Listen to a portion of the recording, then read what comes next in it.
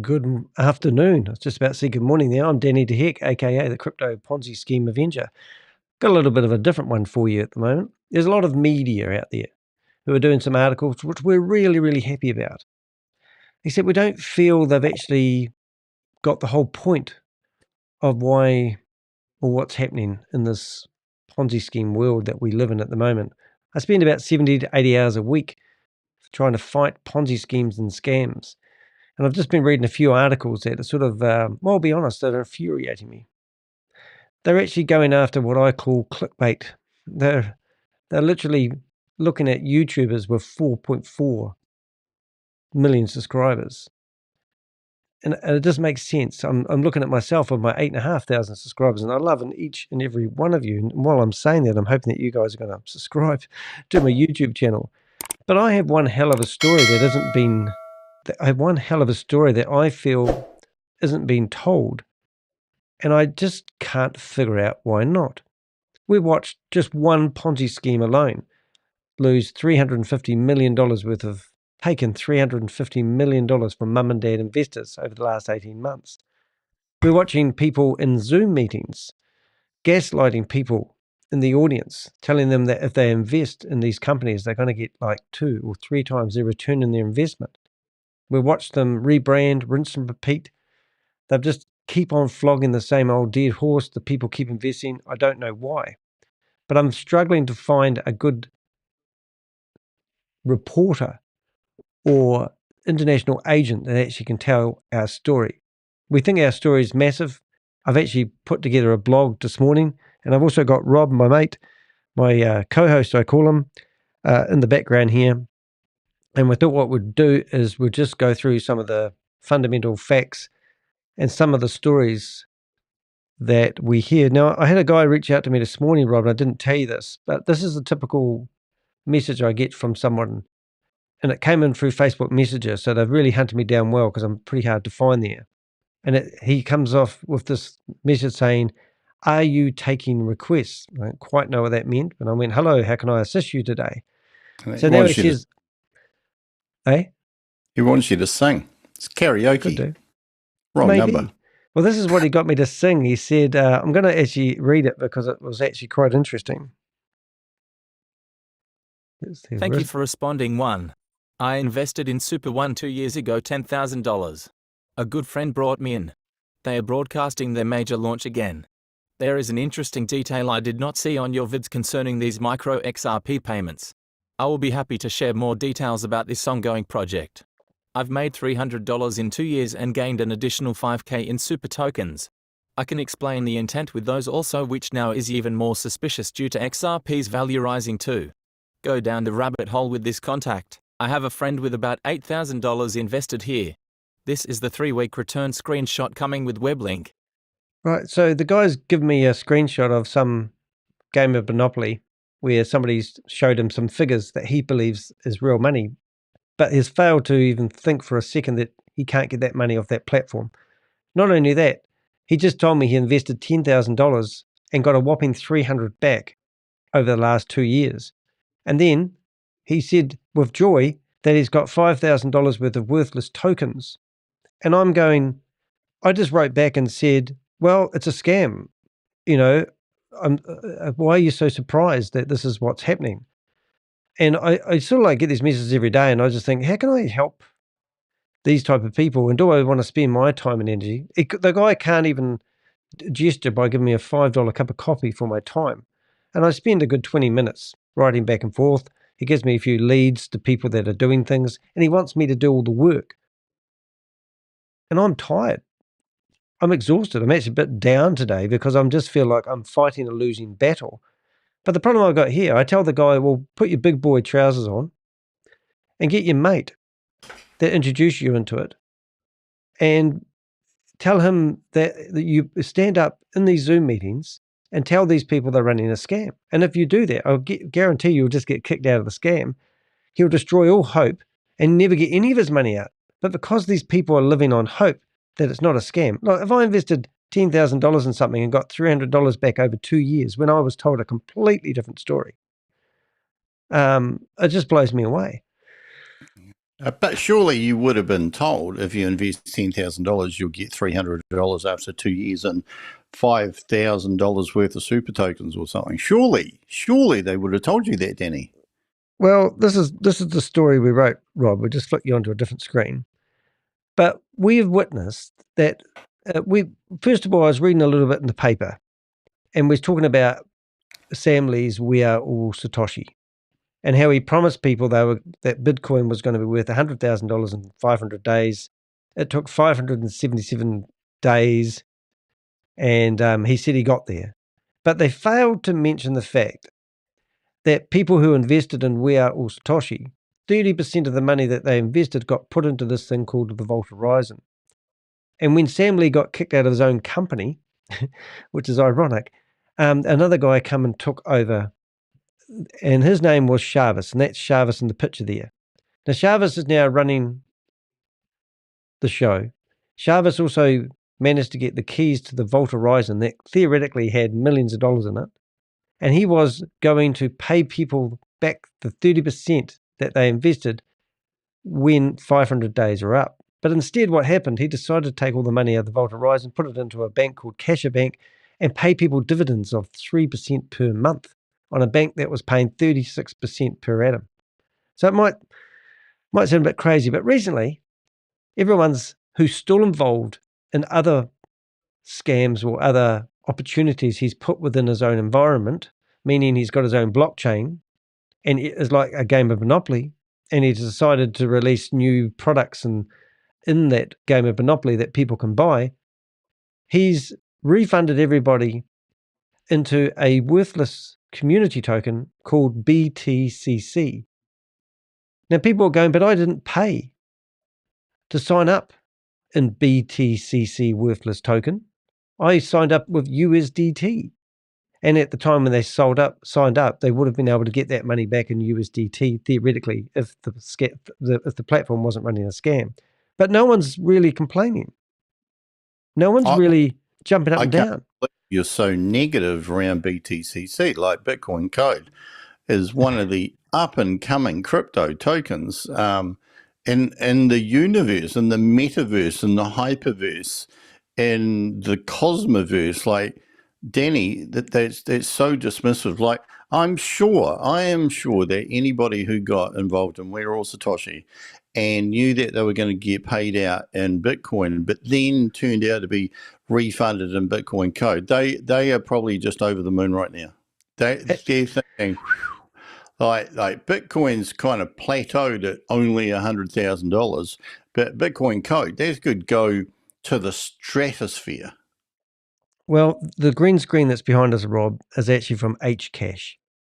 And this is the Explorer window, the Hcash. And Hcash was the big player behind Hyperverse. And that was one of their main tokens.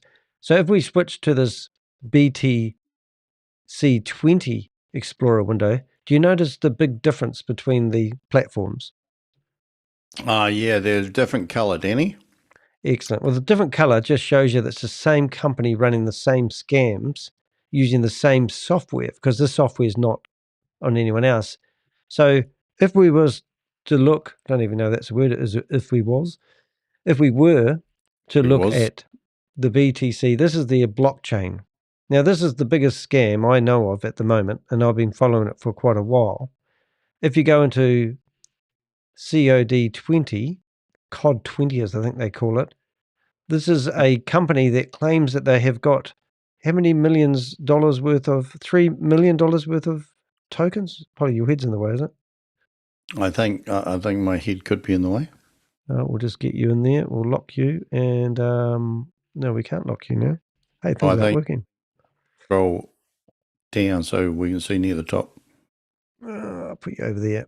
Scroll down, down like that. So yes. So is what is it? Circulating marketing cap.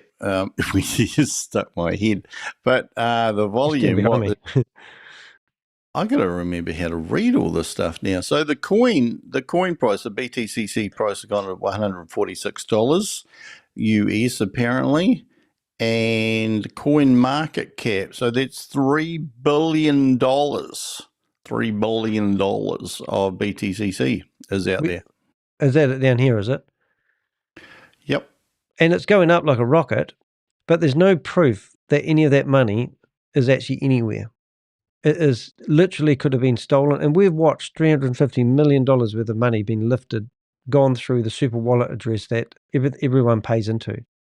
And now everyone that's been involved in We Are All Satoshi, which was started by Sam Lee, who's also been charged in connection to Hyperverse for $1.9 billion scam, who's just had a Interpol red notice, and he decided, his words not ours, he decided it'd be a good idea for him to go hand himself into the Dubai law enforcement because there was a Interpol red notice issued for him, and he's been helping with the investigation, so he claims. And now this is all started by this blockchain's actually started from Shavez, and this is Shavez here, who was interviewed by Alice, the reporter from Bloomberg, and he claims that he's got 120 employees that no one's ever seen. There's no proof of it whatsoever. He also claims that he's launching NinePay, which is a credit card company that, watch this, Rob. Do you know what this is? That's the NinePay website. And have you noticed it's just been updated, like today? I have. And it's got Visa written all over it. It's claiming some association with these companies. I don't even know what Look Pay card is. This Ilquid Pay. I've never even, yeah. Like Liquid Pay, but without the I. I think coming back is that one of the interesting things is that article from Bloomberg quoted or seemed to quote Sam, and it seemed to quote Shavez in there. And yeah. I think some people, if they were taking a cursory glance, they'd say, oh, well, you know, obviously what Sam and Shavez said is quite credible and quite plausible and, you know, like actually really good news. But it's only when you delve deeper, because there's a lot of things in there, like any of the bad stuff is all alleged and blah, blah, blah, blah, blah. Because how many people involved in anything nefarious in the crypto world actually get charged? No one, Rob, except Bitcoin Rodney. And I'll tell you what my big question is. That person who contacted you via Messenger, why are they contacting you? Did they go and contact the authorities when they lost money? No one does that, Rob. It's the frustration thing. It is absolutely breathtaking. I mean, I'm just scooting up some videos in the background here, but if you want to find them out, we've got here we've got Shavez Anwar working for Hyper One, which was the name of the company that Sam started when he came out of the after the fleeing from Australia, and $58 million went missing with him. 3 minutes. Eh? What was that? I'll be about 3 minutes. Okay. So Mr. Anwar here, we call him, is working in this video. He claims he's working for Hypertech Group, and he's working for Hyper One, which is Sam Lee's baby. We've got the organizational chart of the whole company structure here. And if you go down here far enough, you can see that Shavez is heavily involved with Sam Lee's practices. But when Shavez first come along on the scene, we can actually find, we've got videos here, and this is why we are struggling to wonder why the reporters don't go after what we are providing them, because we've got videos here of the Hypertech Group. This is Hypertech Group in a board meeting, 20 people in the board meeting, and we've got Ryan Jew and Sam Lee in here. We've also got the beginnings of what they call Bitcoin Group, which was the beginning. There's a lot of people. We've got this one here is a couple who are handing over $100,000 with Sam Lee doing what they call, I've just lost it all now. He's doing a promissory note for $102,000, I think it was $101,200, with a couple that had already lost all their money and decided to invest with Sam Lee. It's just ridiculous. So we've got all the evidence here. We've got a hell of a story we could tell you. We've got video evidence of Shavez actually working for Sam Lee. We've got evidence of Shavez telling us that he's working for Hypertech Group. And then we get these little wee piddly little conversations where Sam gets to quote that how much money he's made and the like. That he's right, and he's not, because everybody that was involved in We Are All Satoshi to date has not got any of their money back, and they've all got money back into a worthless token. And here we are. This is Shavez being interviewed by a reporter on Bloomberg, and then they've contacted Visa, and Visa have come back and said that in a statement they have no relationship with NinePay. Vera, you just got to listen to this stuff to believe it, really. Ara deviated from its stated policy of not commenting on individual companies to say that not only does it not work with Anwar, but it's also never heard of him, with Abir Abu, Omar, Ben Bardenstein and Zeke Fo. So how can companies that Shavez is control of like this use Visa's name, and why don't the authorities take website down like this? Because it looks like he's now rebranded himself once again, which is a telltale sign. Liquid Pay. This was the very website where NinePay has been touted as coming out. So it just doesn't make sense. And then we look at other projects like Dodo Pay, which is another platform where you can go and look at yesterday's newspaper, so to speak, for trades. And when we come in here a few weeks ago, we were the very first persons to be here and broadcast this. And if you went into their About Us and you read their contact information, they actually had doodopay.com in here and had a phone number of another organization as their contact details, because somebody who's just banged out this website hadn't put the corrected information. They claim that they have products, and this product here is you can buy a trade for $15,000, and they'll only take 1% of the $15,000, but you can actually go and see what the trades were and go off to the exchanges. And if you wanted to buy Cal, it's had a 56% increase in the last 24 hours, I believe. So you could go and invest and buy that token yourself without even using this application. So because people aren't educated in the clientele that they're going after, they sell these stupid idiot things to people, and all this money we've watched on the blockchain just disappear. Hence why I wrote this article this morning, and it's a cry for journalists who want to do good old-fashioned journalism. And I will say I have been interviewed recently by major newspapers, but they're still not publishing the articles. The editors are too scared to write the truth. They're too scared they're going to get done for defamation. So I wrote this article, and I'm going to read it as we go. While phone scammers and call centers in India dominate media coverage, a much larger and more complex battle is being fought behind the scenes, one that's slipping through the cracks of traditional reporting. Yeah, and I just think they're missing the boat on what's actually happening here. This isn't like, this isn't scams. This is Ponzi schemes, and it's completely different. So I'll introduce myself. My name is Danny Heck, aka the Crypto Ponzi Scheme Avenger, and I've dedicated my life to exposing crypto-based Ponzi schemes that have scammed mum and dad investors out of hundreds of millions of dollars. Hello, KDA was it? Scam Baits. Nice to have you in the chat room. So what I'm getting at here is, funny enough, I went to the Global Financial Crime Summit 2024 in Sydney about 3 weeks ago, and I met a reporter from ABC News, and I said to him, hey, he said to me, if you get the exclusive of any story, I'd be love to tell your story. And I'm going, what the hell? How can I compete with people who want exclusive stories? Are reporters only after exclusive stories? Another company, big company, said they would like to tell my story. However, because I've already had my story told by the New York Times, they don't feel they can, do another story from a different angle, because it's all about getting that story. Rather than, I'm crying out there now, and I'm asking for a cry for help. I'm asking some reporter who wants to tell the story of these Ponzi schemes and scams. I want somebody to share my story. I want some limelight. because I've got a hell of a story.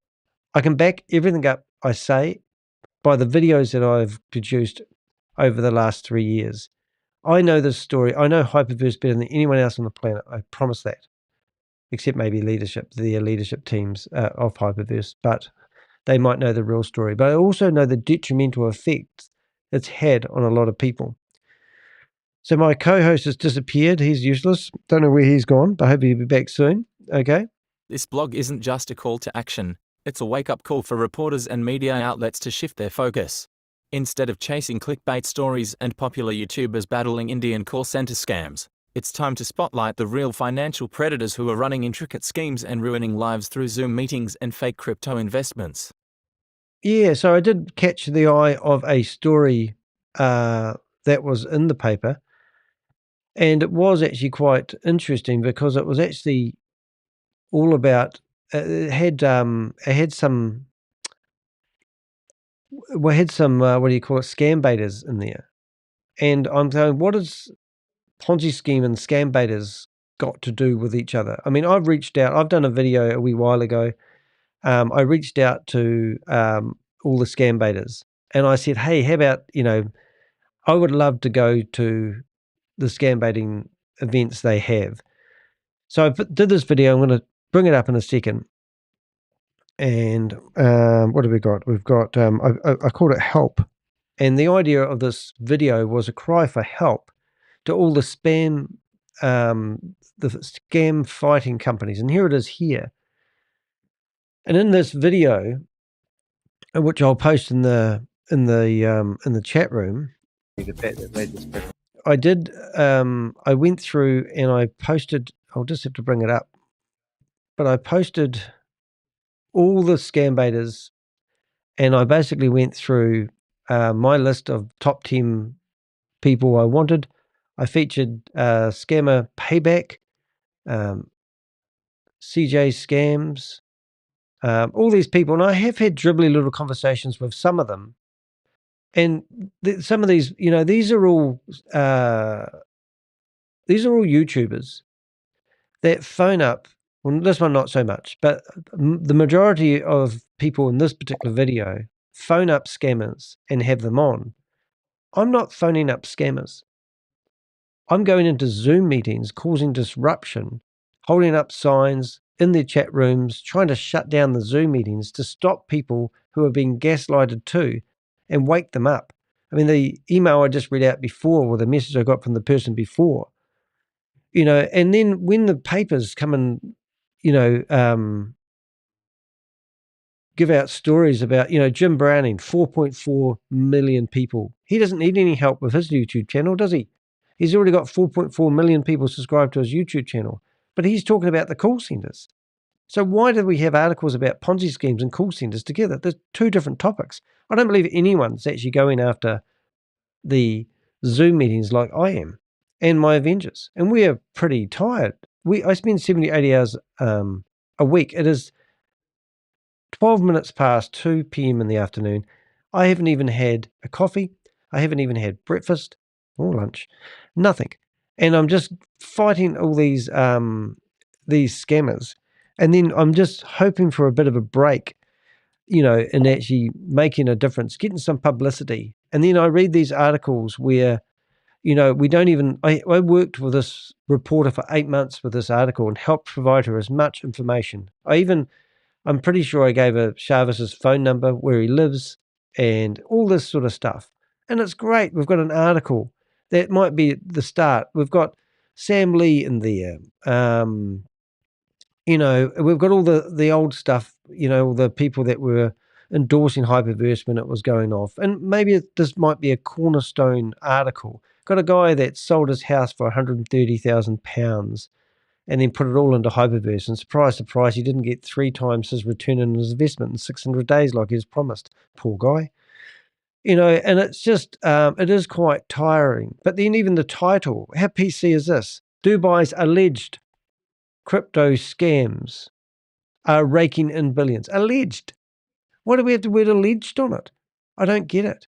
So anyway, so what I'm getting at here, guys, what have we got? Clicking this. The media's misstep. Chasing the wrong battle recently. I've seen major outlets like Bloomberg publish articles on Ponzi schemes, yet their focus misses the mark. Instead of diving into the intricate and dangerous world of crypto Ponzi schemes, they highlight YouTubers with large subscriber bases fighting an entirely different battle. Phone scam baiting. I mean, what's phone scam baiting got to do with Ponzi schemes that are being promoted by people in Dubai? I don't see any of these guys ringing up anyone in Dubai on a phone scam. It's all Indian call centers.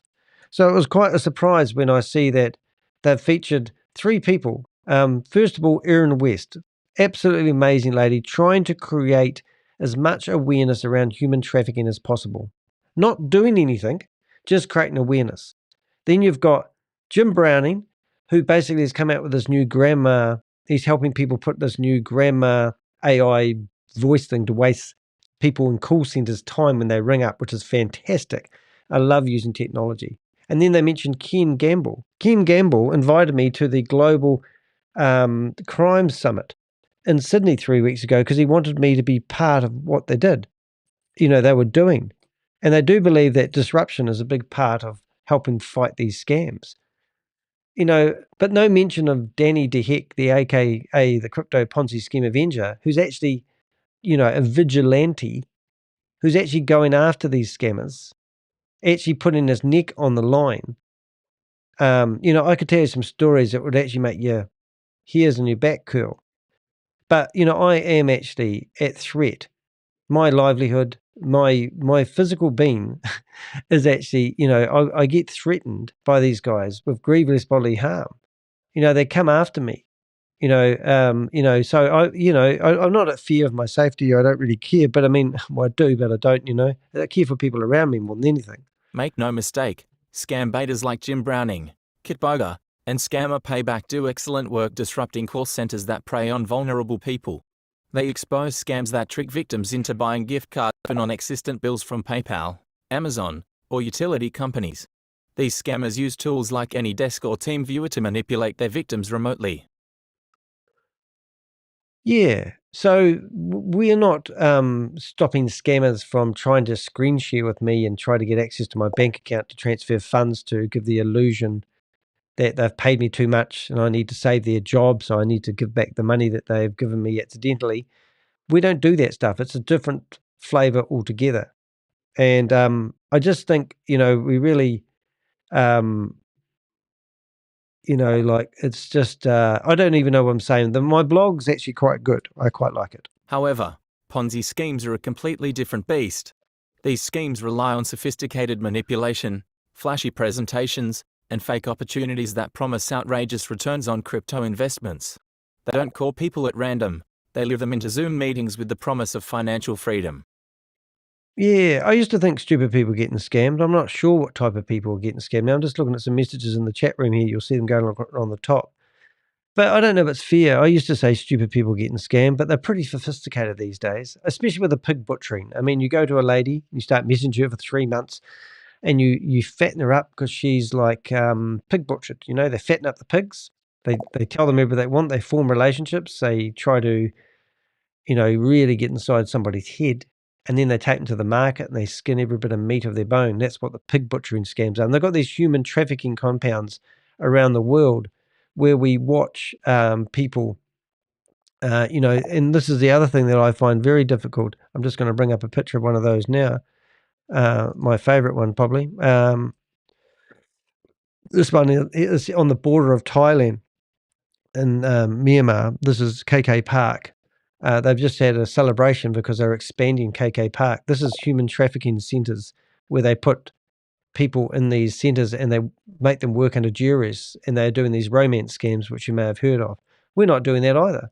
But we can't stop these ones, but we can tell people that a lot of the money that funds these places are coming from the Ponzi schemes because we watch the money. Even when I went to this Global Financial Crime Summit the other day, they said they don't even know what they're doing with the money a lot of the time. It's just absolutely breathtaking. So Ponzi scheme fighting is different to clickbait. What do they call it? Scam baiting people. I think I read that paragraph or whether. Let's read the second part there. This isn't a small-time operation. Ponzi schemes often involve millions of dollars, complex networks of recruiters, and a facade of legitimacy. Despite the scale of these crimes, they lack the attention they deserve from both reporters and regulators. I'm trying not to read the comments in the chat because you're breaking my concentration. Sorry, but I am trying to get my message across here. And we're doing, I'm actually doing more than just educating people. Yes, I'd like to educate people, but here's a guy that told me this morning that he's put $10,000 into a Super One project. And the amount of stuff I've done on Super One is stupid. And he's got $300 back. But he's got a mate that introduced him into it who would have received 20% of his money that he put into the platform. And he still wants to be loyal to his mate. He claims that he's got $5,000 worth of shit tokens, and that's worth some value. It's not worth some value. It's just him holding on to the fact that he wants it to be worth some value because he doesn't want to feel like he's lost his money. But in the meantime, he just wants to wait. He wants to wait to see what has happened, just in case. He's hanging on to hope. So we're educating, but we're actually going in there and getting right up in the faces of these people. We've got hundreds of hours of Zoom meetings where people are actually telling people what to do with their money, even though they're not regulated financial advisors. So this is the battle that we are fighting. The battle we're fighting, my team and I have taken a proactive role in exposing these scams. But we're not just raising awareness, we're disrupting operations. Yeah, so today so the first thing I am doing is we're actually building an active database. So this isn't warning people, this is actually a database. Building databases, we compile detailed information about individuals promoting Ponzi schemes and share it with government agencies. So the comment in the chat room, nah, people are pretty stupid. I mean, really? I mean, all the money that's been scammed around the world at the moment and people invest in these Ponzi schemes, all the romance scams, people are just stupid? Or does it show you the sophistication of these organizations and their techniques for building trust with people? I mean, it would be fair to say that if your best friend that you have decided to tell you that you were going to be able to make some money if you invest in a opportunity exactly the same as the one that he's investing, and your best friend showed you his bank statements and said, look at the money I'm making. And if you looked at your best friend's vehicles or a house he's living in and he was doing pretty well, why would you not believe him? And if you did believe him and you started investing the same opportunities and it all fell over and your best friend come back to you and said, oh my God, I lost lots of money as well, would you believe him? Well, that's what they do. They befriend people. They go after friends and family and they get them to invest. It's just the person that encouraged you to invest. In some cases, we've watched 65% of the money that gets paid in go back to the affiliate marketing companies or the multi-level marketing component and all the tier levels they have. 65% of money that goes into these platforms goes back in paying commissions. So, you know, it's all very well to say people are stupid and it's all nonsense. And I sort of had that same point of view when I first started doing this as well. Look, Millernote is a program that we use. And in here, you can see we've got persons of interest. So we've actually got names, home addresses, and we even had, I won't even tell you what I wanted to say. And but in here, well, where'd you go? I had a customer turned up. Oh, did you? Oh, right. Fair enough. We all do this work first, I say. But this is our database of people that we've gathered information from, and we're asking members of the public to help us. Give us phone numbers, home addresses. We want to know when these people fart, for a use of a better word. And we're doing, well, I don't care. But what we're doing is we're also sharing this information with government departments. So governments that are struggling with their time and their energy to actually fight these scumbags, we're saying, here it is on a platter. Help yourself. We have governments coming to us and say, we can't ask you what we're looking for because of privacy. And we don't care what you're looking for. We'll put this in a co-logical order so you can find the information you want. So if you go into Ponzi schemes and scams, you'll currently find over 100 active Ponzi schemes and scams. And if you go into We Are All Satoshi, because we've been talking about that today, you'll see that we've got evidence coming out our ears. If you want to have a look at the Zoom meetings, we've got like literally just about every person's name that's ever been in a Zoom meeting. You can open these up and you can see the names of the people that have been in these Zoom meetings. Come and get it. If you're a government agent and you're struggling, I mean, how much evidence do you need to actually figure out that We Are All Satoshi has already been flagged for a Ponzi scheme and scam? And what are you doing about it? Even if you go here, this is the building that all these scams come out of. And we've got evidence of this. We can prove this. We know somebody who's working in that building for 5 months. So we have the database. So when we go back to our blog, you can see that we're building a database and it's available. We've even given it to reporters. The very reporter that wrote the Bloomberg article has full access to our Ponzi scheme and scam area. And they have gathered a lot of the information that you read in those articles, but they haven't always reported what we want them to. And admittedly, the editors do cut out a lot of it because they're too scared they're going to get sued. And that's what pisses me off. But we're not just doing awareness. We're actually going after these guys. We get in their faces, we ring them up, we torment them as much as we can. Well, I do anyway. You do. You're naughty, Danny. I know, but I'm here. I'll fight the battle. I'll fight the battle for others. But I mean, the amount of people, I think Rob mentioned it before he left before, that the amount of people that won't report these Ponzi schemes and scams is actually breathtaking. And yeah, it's quite amazing because I think a lot of people out there who are victims to anything, any Ponzi scheme, scam, whatever it is, if they don't tell anybody, they need to actually stop and think about how losing that money made them feel, and then think, hey, if I don't tell anybody, if I don't contact the police or an agency or whatever, someone else is going to feel exactly the same way that I feel. Yep. This article here, we're trying to make it easy for people. And we can tell you how many people report and then don't report. But in here, we've got countries where you can report if you've lost money to a crime and it's through a friend, don't worry about that. Just report it anyway and get your friend to do so as well. And if your friend doesn't want to, he's probably trying not to admit that he received some sort of commission when he signed you up.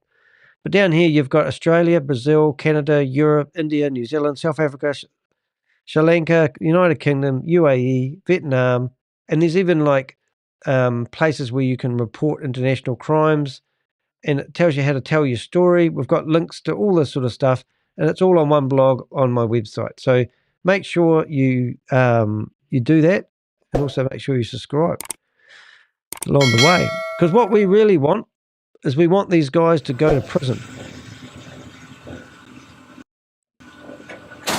And I think the chances of us going to prison could be a problem because the people don't understand what we're trying to do, and it does pick me up. But these guys are making a truckload of money, and it's about time that you take some of that money back. Okay. I think a lot of these people who actually lose money, like, to be perfectly honest, are almost as bad as the people who actually run the scams. You have a look at the people who turn up week after week, day after day, and then they'll lose their money and then they'll go into the next one. And as you say, Danny, they may not want to tell anybody because their friend or family member actually got them into it. But then there's someone else's friend or family member who's going to be the next mug who gets recruited because you didn't say anything.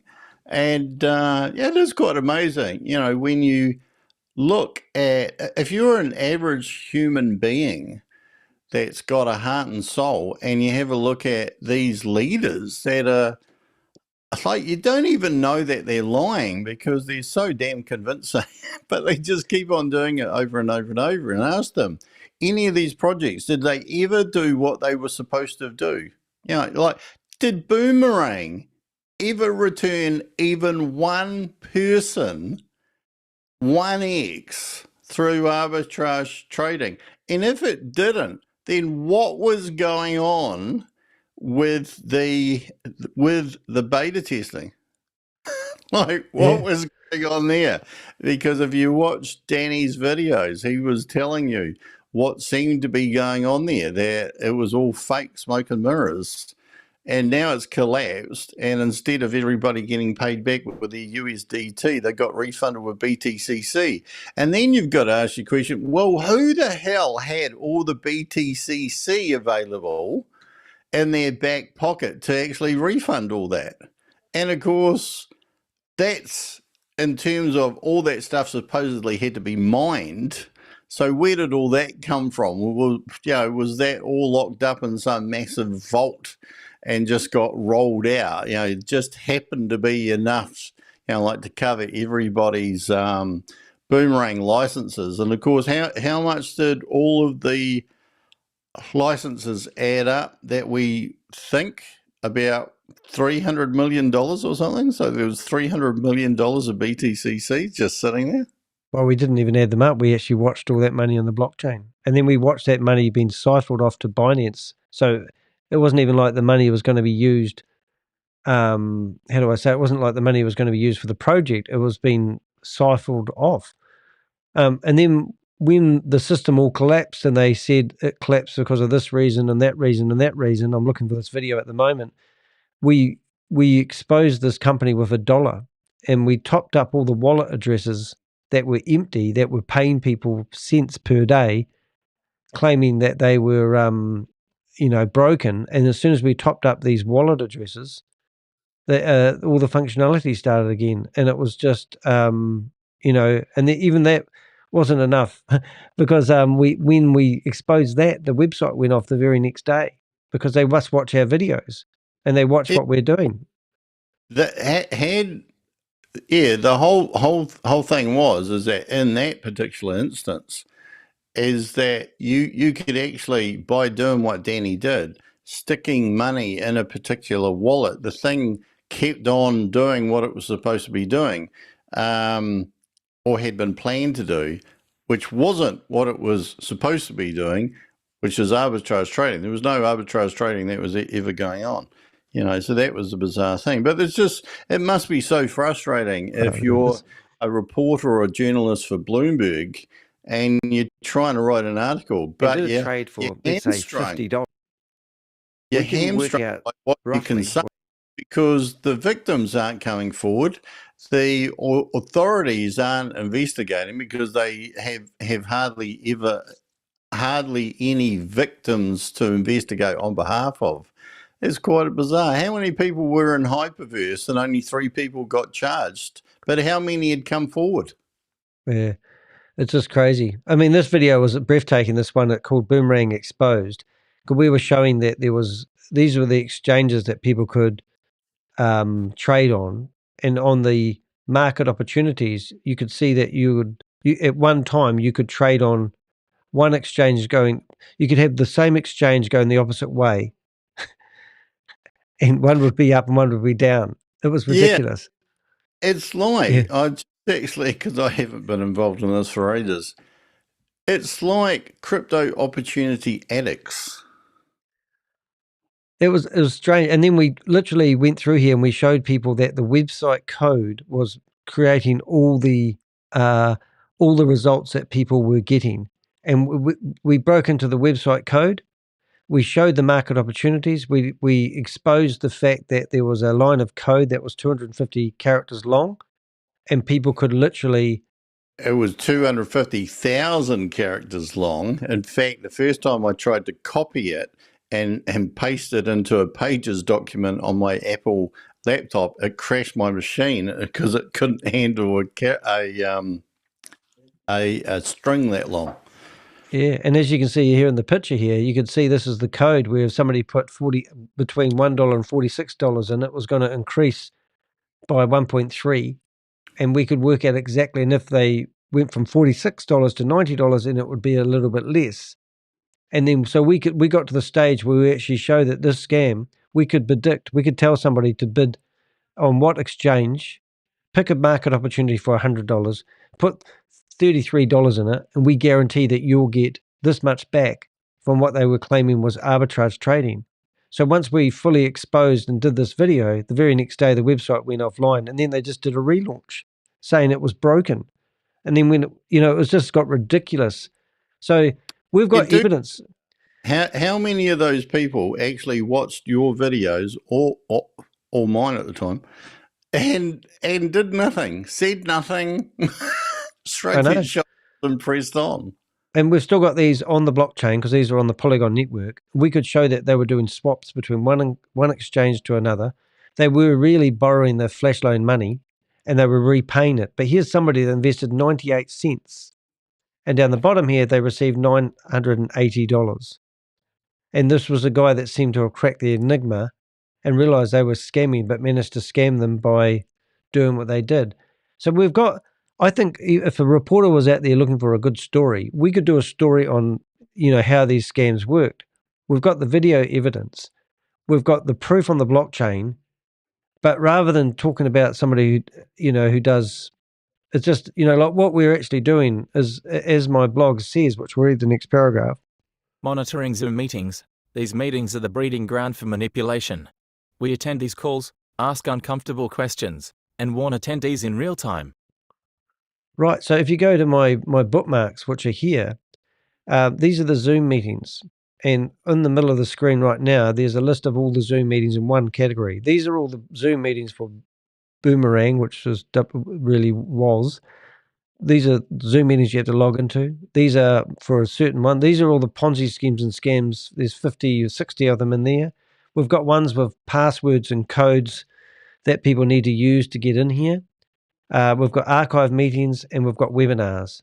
So these have been submitted to me by people who appreciate what we're doing. And when they click on my Contact Us button, they can click on the bookmarks and they can come in here and they can submit us links to Ponzi schemes or scams or suspected Ponzi schemes and scams. We go in there and we literally, trying to get that back to normal, being naughty. We literally take that information, put it in our database, check it out. We go into these Zoom meetings. So we're actively monitoring Zoom meetings where scammers are hanging out. And what we do is we go in there and we find these scammers, and it's the same people. We watched one fall over the other day that allegedly had collected 91 million thousand from people in about 8 months. The very day it fell over, there was a guy called Joseph Tran, and he was in Dubai. He was on a We Are All Satoshi Zoom meeting asking Shavez if he wanted to go out for lunch with him. He was in Dubai because he was visiting Trade Network leaders. 3 days later, Trade Network claimed that they had their servers confiscated by US and Hong Kong government officials when they had servers all around the world for redundancy. And this server that they claimed got stolen brought the whole company down. Then we had all the leaders coming up with these stupid ideas that they were still doing arbitrage trading, another arbitrage trading platform. The money was safe and there was no reason to be concerned. And now just a couple of days ago, we intercepted a Zoom meeting by Mars Honda Henderson, who is telling everyone that they now don't know where the money's gone. And there's a guy that's called Simon Lee, who was allegedly working with or for the company, now alleges that he was just a spectator, but he wasn't a spectator, he was an investor, and he's claiming he's lost $250,000, and he's worse off than everyone else on the platform who's lost their few $1,000s. And in the meantime, the same leaders, within 48 hours, are off promoting a new Ponzi scheme. And Mars Honda Henderson, who was running the Zoom meeting, is now promoting educational packages where you can pay $50 for an educational package, and she claims you'll get $500 back in return. So at what point? So we are monitoring these Zoom meetings, and honestly, I don't know anyone. We've got a team of Avengers, and we can give you a hell of a good story, and we can show you what these people are doing. And with our database that we're really proud of, all these people that you find. So we go into multi-level marketers, and these are all the people that we have found that have been actively promoting, a particular scam. And then we associate them, and then we've got, meetings where we've intercepted Zoom meetings where their leaders are in there. And these are all the names of the people, like May Summervu. So May Summervu, she's just a delight. So at the moment, if you went to Ponzi Schemers, you can go to Fighting Back. So here's May Summervu, who set up a YouTube channel dedicated to fight back against bullying online because she's gone back to California. She used to have her rent paid by Sam Lee in Dubai, And I confronted her quite a few times on Zooms. After one Zoom meeting, she cried and told me that she was stranded in Dubai, didn't have a visa, didn't have a travel permit, and she had no money left, and she was maxed out on her credit card. And now she's back. She started up her own Ponzi scheme in California called the Promise United, and it's got about 15 members. She was in here the other day promoting trade technologies, and she claimed that she had $16,000 in an account, telling people to keep their money on the platform and believe the big picture. When Trade Technologies crashed, I've got her on video saying this, that she didn't lose any money because she took out all her money bar $600. And she didn't lose any money, went ha ha ha, because they all know it's a Ponzi scheme. And, but when you've got these people creating these accounts, it is actually quite eye-watering. We are actually in the trenches and we are doing the fighting, but we're actually going into these Zoom meetings, and I'm not hiding I'm not hiding. I'm actually quite vocal, and everyone knows who I am, but now they're trying to fight back. I don't really care. Enjoy a good fight. Anyway, this is the other thing that we've done. Exposing fake opportunities. A recent example is the Boomerang scam, which sold arbitrage trading licenses for $500 to $10,000. Victims were promised daily returns of up to $1,500. Instead, they were refunded in a worthless blockchain currency called BTCC. And that blows me away. And that's the biggest one, Rob, for us. Oh, well, I find that amazing because it's like you walk into a department store and you buy a toaster for $99 New Zealand, say, and like you get it home and you realise that it's got no power lead on it. Someone's chopped it off at the factory or whatever, and you take it back and they say, "Oh, okay. So what would you like to do?" And you say, "Well, I'd like my money back. It doesn't work. It didn't do what it said it would do on the label." And so they said, "Well, we can't actually give you $99.99 New Zealand, but what we can do is we can give you the equivalent in worthless tokens." Sounds good to me, Rob. I'm with that. Which these worthless tokens, you can't actually spend at the moment. You can transfer to anybody else who's looking for a worthless token. In the eventuality that the exchange that it's not on, but does eventually end up on an exchange where you can trade it and stuff eventually, like it could be worth $1 million. And you go, wow, I'll take that. So would you rather have your toaster or your potential $1 million worthless coin? I just want my money. I just want my money back. Well, it's just nuts, isn't it? Because if this happened outside the crypto world, you'd say, what the beep? Yeah. But because it happens in crypto, this is the whole thing, Danny. Because this happens in crypto, and I know that there's some Avengers even who will have me on at this. Because it happens in crypto, people suspend belief, suspend common sense, suspend critical analysis, and they go, "Oh, it's crypto." Because they don't understand a bloody thing about the blockchain. They don't understand about coins and tokens. They don't understand anything. They just think a lot of people have made a lot of money out of crypto and I could be the next one, even though I don't understand it. It's breathtaking. And also connecting the dots is something that we're really proud of as the Avengers. We've linked all these Ponzi schemes together, like even WeWe Global, which a lot of you may not have heard of, but WeWe Global blockchain era, and now it's called X Pro. We were told by somebody who worked in the same building that produced, Diversal, and they're all coming out of the same building. Now, Diversal was a laugh because Diversal had their leadership team, their directors, doing a Zoom meeting, and it just so happened they had exactly the same wallpaper behind them as they did for VidiLook. And it was like everyone else is listening to what they're saying. And I'm going, look at the bloody news. Look at the wallpaper. Look at the wallpaper. I used to be a wallpaperer.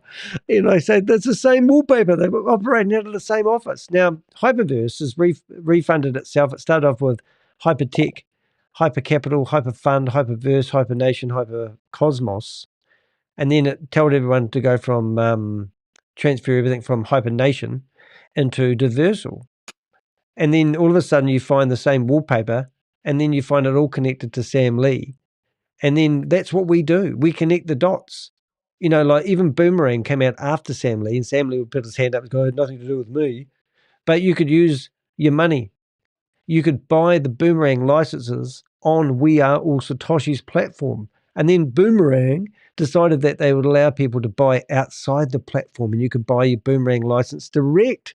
And then all of a sudden, everyone that was part of We Are All Satoshi said, well, we're not promoting Boomerang anymore because we're not getting our multi-level marketing dollars.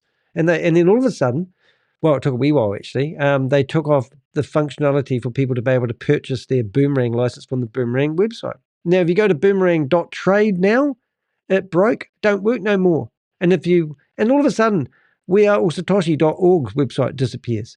But no one says anything about it. So then they relaunch it from .org to, I think it was, I've forgotten now. But anyway, they had to do, now they've got WAAS.network. And their website went down for 2 days. What sort of organization that's real and genuine website would go down for a couple of days, and then all of a sudden their old domain name just doesn't exist anymore? It does sound like some government agent is trying to wipe out that domain name, but they just fire up another one. It's crazy. So that's what we do, the Avengers, and we're not ringing up these people in India in the phone centers and having them on. We're actually investigating, joining the dots and providing it to people on a platter. We want governments to come to us and say, hey, can we get access to your database? Sure can. We want reporters to come to us and do good stories about what's happening with these Ponzi schemes. I'm sick to friggin' death listening to some idiot on the phone talk to some Indian on the other side of the world about how he wants them to pay for his PayPal account. That was 10 years old. Get up to speed. Get up to speed and start reporting some really interesting stuff that's going on. If you want a good story, here's your opportunity to make your career. Do stories on Ponzi schemes and how they're working. These are not ran out of, well, not all of them, out of India. That's my 2 cents worth. Over the last 18 months, we've tracked over $350 million lost in just one scam and are fighting to hold the perpetrators accountable. Yet the media barely scratches the surface of these crimes, choosing instead to focus on call center pranks. So this was interesting, Rob, because this paragraph got rewritten. I wrote this with ChatGPT, and I said, what the hell? Kept on saying scams worth up to 350 million. I had to keep going back. No, just one scam. We've just been tracking one scam that's $350 million. So I had this paragraph rewritten a couple of times until we got it right. But that's what we're trying to say, kids, ladies and gentlemen. Oh, I just sold a TV remote. That's good, isn't it? That's why I support myself. What do you think about that, Rob? Well, look, I had an interest. I'm just having a look at the comments in the chat room, and there's, like, I wish I'd known what we were talking about at the time, but one guy, Canadian goose shit, says that, yeah, internet ought to be destroyed. And that's the typical ignorant comment of people who don't understand new technology, but think because it's new and it's technology that it must be good technology. Our beloved Crypto G said, we need to ban the wheel next. Well, I'll share something about a conversation that I had last night with a person who's invested $50,000 into crypto. And he was saying that with his research into crypto, and he's put his money where his mouth is because he believes that in the place that he stuck his money that's got huge potential for returns. But he was saying that there's a lot of discussion talking about if the whole world adopts crypto technology, then we'll get paid on the blockchain. We will spend it on the blockchain. The government will be able to see every dollar that we've spent. The government will also be able to limit how we spend our money because everything will be transparency. There will be no privacy. And we're even seeing it now. Like, this is the whole thing that I find is that a lot of people go against mainstream banking and all this, but at least if you've got a credit card or an FPOS card and go and spend your money, no one except you and the bank actually knows where you spent their money. But with crypto technology, people can go into your wallet or wallets and know where you spent last thing. If you went and bought a condom down the road or a vibrator or whatever, they'll be able to see exactly what you spent the money on. If you went to an R18 shop, you went to a movie, if you went to a grocery shop, a dairy, petrol, whatever. There was this one thing where he said there is a possibility that the governments in the future, if they want to and encourage people to buy electric cars, can actually impose a tax directly on the blockchain every time that you purchase a petrol car or things like that. And I thought, you know, from what I've seen, all that would be totally doable. And yet a lot of the people who are promoting crypto technology right into privacy and personal rights and all that. But actually the nth degree of it goes completely the opposite. That's a good point. It really is, because it isn't transparent. That's why everyone's trying to hide their crypto wallet or what they do on the internet so people can't track them. Interesting enough. Of course, look at all the transaction fees as well, which if it's massively adopted are only going to go up. I got given a Pulse token, right? It's one of these tokens here. It's now worth $1,328. When I got given it, it was worth 160 New Zealand dollars. And then over about 6 week period, it went down to $80. It has now gone up to $1,300 and $28. This time last week, or maybe the week before, it was worth $2,600. So it's very volatile. But if you went to the 3-month high, look what happened. It went for a real roller coaster ride. I should have sold it when it was up at 2,500. Off, isn't it? But yeah, it's kind of evened out a little bit now. Hey, I don't know if you've ever had a look at this, but there's a show on Netflix about the biggest heist in history, and it involves crypto. Yep. And I'm just trying to think what the dates were for this. I think it was around about 2018, but I could be wrong. And this is an example of crypto and tracing that there was, and I wish I could remember the figures. They stole Bitcoin. They hacked into an exchange called Bitfinex. They stole a massive amount of Bitcoin, and they sat on it for years and years and years and years. And if they kept on sitting on it, nothing would have happened because they wouldn't have known where it was. But the moment that they spent any of it, they got caught. And why did they get caught? Because it's so traceable. It's so traceable. They knew what the Bitcoin was, and so they were just waiting for that Bitcoin to move somewhere. And of course, if you used even a fraction of that Bitcoin to go and buy, like, even though it was, I think, billions of dollars in today's money. Excuse me. Is that if you'd spent $20,000 buying a used car, because there was a fraction of that Bitcoin and they knew all the numbers of those particular Bitcoin that had been stolen, because there was a fraction of that turned up anywhere, they knew, well, whoever bought that car stole the money. Well, you should have gone to this Global Financial Crime Summit, because that's exactly what they said they were going to do, is they track what people spend the money on. So they go to the Lamborghini dealer and say, who bought that car? How did they pay it? And they go backwards. Because it's too complicated following, so they go to where the honeypot landed, and I thought that was quite interesting. The interesting conversation that did come up last night was where, like on the flip side, how you could also use the technology is that if you went into a shop and bought a brand new TV, and it could go on to the blockchain. And obviously every person would have a wallet which would be associated onto an ID or whatever, but that TV would go onto the wallet, which means if anybody stole the TV and sold it anywhere, repaired it anywhere, or whatever, they'd be able to trace that stolen TV back to the original owner and work out who had actually stolen it as well. And I knew.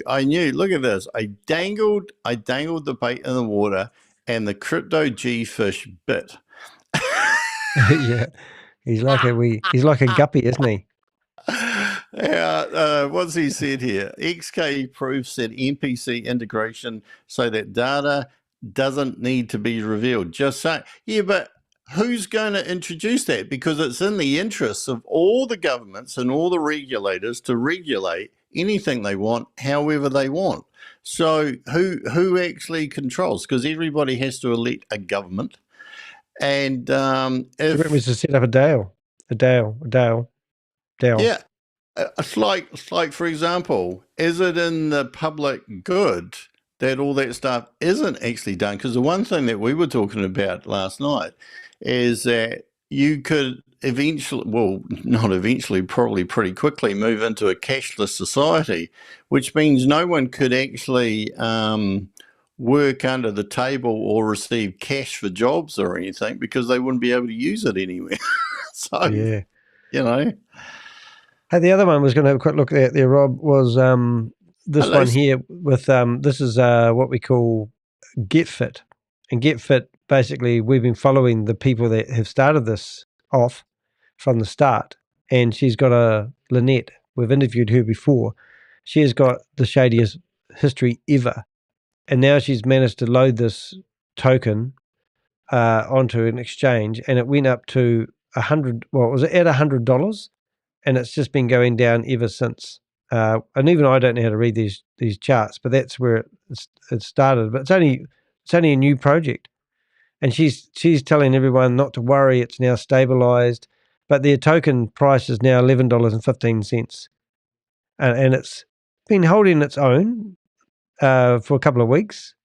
But now that looks like they're using what we call pump and dump techniques, which I don't know enough about, to help it maintain whatever it is. But even just being associated with somebody who's running one of these tokens. But I say to people, look, why do I need to follow this company if I just look at its associates? I mean, if you got in trouble at school, your mum would say, oh, he just got in the wrong crowd, you know? Mixing with the wrong people, Danny. I know. All right. So this is my cry for help. You've got some messages in the chat room there. This is my cry for help. And when I went to this global crime summit, the BBC News was there from Australia. And honestly, the reporters play such a massive part in doing the job, getting the news out there and creating public awareness. And it's a shame when they don't publish a story, or they seem too slow or too nervous, perhaps. So why reporters need to step up? If you're a good old-fashioned reporter, have a listen to this. The media has a critical role in shaping public awareness and influencing policy.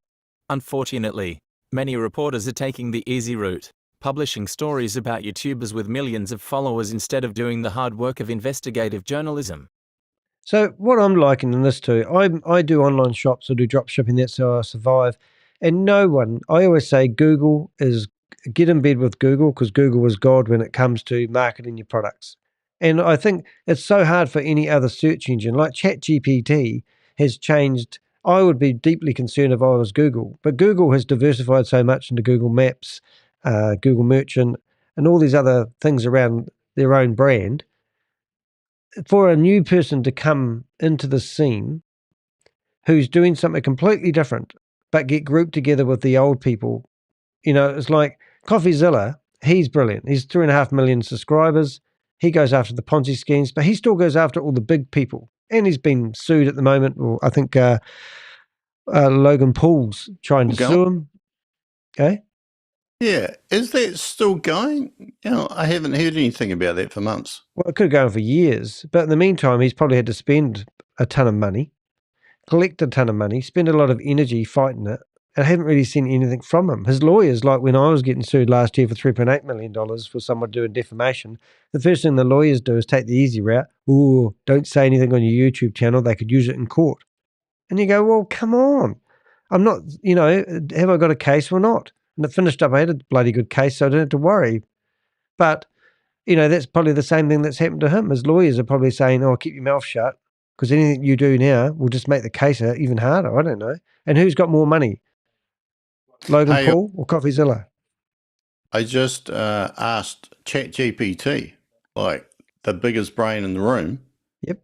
Um, Speak for yourself. Right now, do the risks outweigh the benefits of crypto? And it said for most people, especially those who are new to crypto or looking for practical everyday applications, the risks outweigh the benefits right now.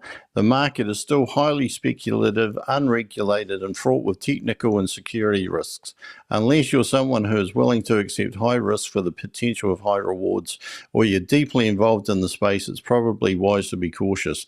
That being said, for those who are more experienced long-term investors or technologically savvy individuals like Crypto G, mentioned him by name, the potential benefits, especially in the form of financial sovereignty, innovation, and diversification, might make crypto an attractive, albeit risky, addition to their portfolios or daily lives. So it depends on your risk tolerance, understanding of the technology and time frame for expecting real-world applications to take hold. So there you go, Crypto G. ChatGPT mentioned you by name. I think you've been influencing the algorithm. Funny enough, I went along to a school I got asked to speak at a school about my dyslexia journey. Well, that's funny. Yeah, that was hilarious. Anyway, they said one thing they did say was, I said to the kids, "Who wants to be a millionaire?" And to my surprise, hardly none of them put their hand up. But anyway, I said, "Who wants to be a millionaire?" And then, yeah, they put their hand up. And then I said, "So, and now what are you going to do when you get the money?" And that's where we had no volunteers. And they had no idea what they're going to do with the money. So I said, "Why are you striving after something? I mean, what do we want out of life? We all want to be rich. Do we all want to buy a Lamborghini? I mean, I do. I'd like to be rich. I like to have a house and I like to have maids and all that sort of stuff. But it comes at a cost. So what are we trying to accomplish by building our wealth online? Maybe a better discussion than how we get that wealth online. I just want wealth anywhere. Just a nibble. Yeah, I'm sick of struggling. I'm actually so stressed at the moment. It's stupid. And I shouldn't be even doing this video today. I should be doing my drop shipping. For the last 4 days, I've added over 250 products into my shops, gone through all my database and tidied up everything. And then that's what I've been working on. And I've been working as back to back. Helen's been away. I've just been working, tidying up my shops. And I'm hoping like hell one day that somebody's going to come buy 1,000 remotes of me and make me richer. But you know what I'm saying? It's just like, it's so tiresome at the moment. And this is why they prey on people who are desperate. I mean, right now, I could be thinking, oh, I've got a little bit of money left in my Visa. Somebody's come along and said, hey, Danny, invest in this opportunity. Buy this here. It's state of the art. It's groundbreaking. It's brand new. No one else is doing it. We're the only people in the world doing it. You invest and look, you can make high return on your investment. So I go and put that money in my Visa, lose the lot. That is friggin' depressing. And that's the battle we're fighting.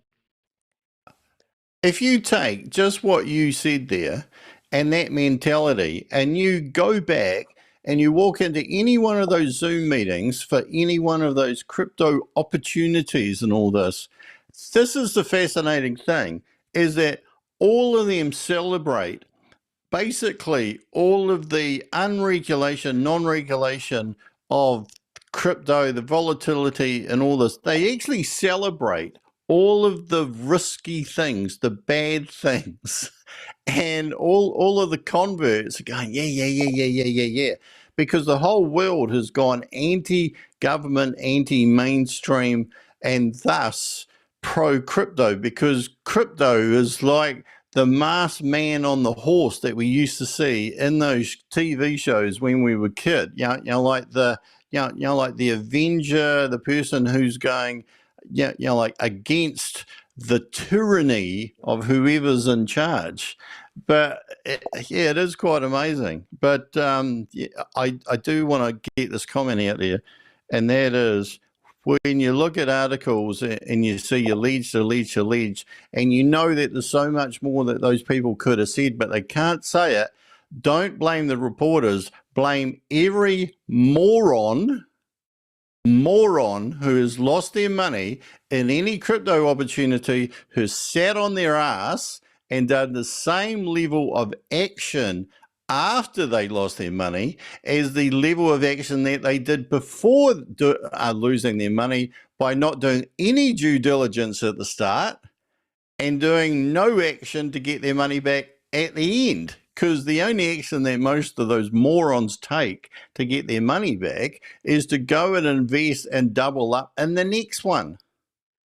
So the people do actually become a victim and own it and go, hey, I got this wrong. And in a lot of cases, you got it wrong because you had the best of the best helping you get that wrong. But if you admit, hey, I am a victim, I did lose, and you want to do something about it, not only for you, but for someone else, because you probably won't get your own money back, but you can stop other people from losing theirs, go to the authorities, go to the police, tell people. You'll feel better and other people can be saved. But until now, you're going to end up with big newspapers who are hamstrung. They're walking around with their arms tied behind their back like prisoners because they can't spurt out stuff because no one's talking. There's a lady in the chat room right now who lost $38,000. Rob, there's a lady in the chat room right now who lost $38,000 to a scam, and she got her money back. Yeah, well, she took action, and that's the thing. These people need to take action and not just worry about hopefully I'll get my money back, because that's probably the exception to the rule. But it is possible, obviously. Yep. It is possible. But right, you shut up for a bit now. Police can't do anything if there's no victim. Yep. Why reporters need to step up. We're just going to read the rest of that paragraph. Here's what's missing from their coverage. The scale of the problem: millions of dollars are being stolen daily through Ponzi schemes. These scams are global, with networks spanning continents. The methods used: unlike call center scams, Ponzi schemes use high-pressure tactics and Zoom meetings, professional-looking websites, and fake endorsements to manipulate victims. The victims' stories. Every scam represents shattered dreams and lost savings. The media needs to give these victims a voice. Good reporting is about getting in the trenches, attending those Zoom meetings, asking hard questions, and exposing the truth. It's not about chasing clicks, it's about making a difference. Well, yeah. I think one of the most telling sentences in that entire article is how they contacted the Dubai police and some other place in Dubai and didn't even get a response. Yep. And Rob's been busy feeding Dubai officials with a whole lot of information. And I think you had the joy of giving them that article and saying this guy lives in Dubai. Visa don't know him from a bar of soap, and he's claiming he's launching a credit card. And even just this morning, just to even, 9pay, I don't know what Crypto G thinks about this. I mean, 9pay, I wish we took a screenshot. Look at this. This has now rebranded itself. Again, blockchain-powered spending. Unlock new possibilities as you make purchases. Now, I bet you, Danny, I haven't looked at that. I had a cursory glance and I saw, because someone alerted me to that rebranding with the liquid pay without the I. But I bet you if we go through this, there'll be a spelling mistake somewhere that a proper website would not have. So well, let's I didn't know how liquid was paid, and that's why I sent it through. I don't know the Avengers notice I gave copyright to liquid pay. Is that how you spell liquid? No, because it's LI, it's not LQ. Oh, well, there you go. Maybe but it's everywhere, so maybe that's their new saying. Yeah, of course, that could be a brand, but then why would you have liquid, and we'll call it liquid pay even though it's spelled wrong, why would you have liquid pay on a website that's actually 9pay? Yeah, all right. So let's have a look at the wording there. So when you make a purchase, your crypto is automatically converted to fiat. Fiat what? It should be fiat currency at the current exchange rate, ensuring smooth payments for merchants. So that's okay, apart from the fiat bit. Use your liquid pay card like a traditional credit card online or in store for seamless, effortless transactions. Of course, at one stage, they didn't know if this was a credit or a debit card. I don't even know that they've sorted that. In fact, isn't it a debit card? Because didn't you have to have the crypto funds in there before you make it? Yeah, and they reckon you'll get a bank account with this as well. What bank? It's meant to be Hong Kong Savings Bank, isn't it? Meant to be. Yeah, is that linked to this, is it? Well, this is 9pay gone. It's just overnight. Their website's updated to Daily Life Made Easy with Liquid Pay. So why is he rebranding it? Because it's got such a bad rap?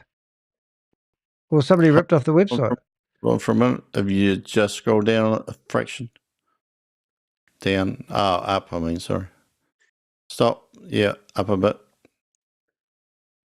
I mean, down a bit. Bloody hell. Yeah. Oh, there for you to read? Yeah, Liquid Pay for quick hassle-free purchases at your favourite store, so that's American spelling. Earn cryptocurrency rewards on your spending, adding value with every transaction. That's fine. Spend effortless. Yeah. So, all right, they must have ended up with a, I won't say it. Well, Susie's probably might be right. She said Shavez Baby been hijacked. This website may have got wrapped off. I mean, this is not even like, I mean, I'll give him a bit of credit. This isn't even like his normal standard of website. What about that one, Rob? It is actually better. I'm just going to bring the website up my end. It's bloody written in Vietnamese. Here we go. No, you've got the wrong one. Same one? No, you've gone to the proper credit card company, because remember they use names that are similar. So if you search for 9pay, you'll find the Vietnamese one, which I think is VN rather than VC. So you'll be going to not that one. I think it's VN. I think that's the Vietnamese one there. So what have I got that right? I might be misleading everyone now. You see? Oh, I got you. Yeah. Right. So if you search for 9pay, you will find another crowd that looks like a proper 9, and this could be why they pass on people's names. So this is probably a legitimate one. Who knows? And this is no association with Shavez that we know of. But he's been over to Vietnam releasing this 9pay system. And this is a Vietnamese credit card company that is called 9pay. So people will get this mixed up. You know what I'm getting at?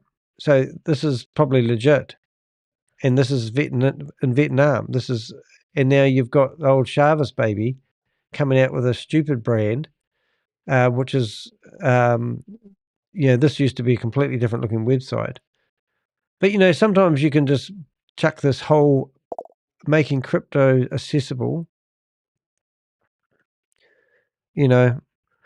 I mean, I would be if I was Bloomberg, right, and they published an article in their newspaper about how Shavez said that he's launching 9pay and Dodo, and then they've contacted Visa, and Visa have come back and said they have no association with Shavez, never heard of him, don't know what 9pay is. I'd be publishing another article about this right away, and then I would say, look, they've updated their website since we talked to them. And Shavez, everything that Shavez has touches from that day forward must be a bloody scam. That's what I'd be doing. Hold on. Can you go back to that page, please?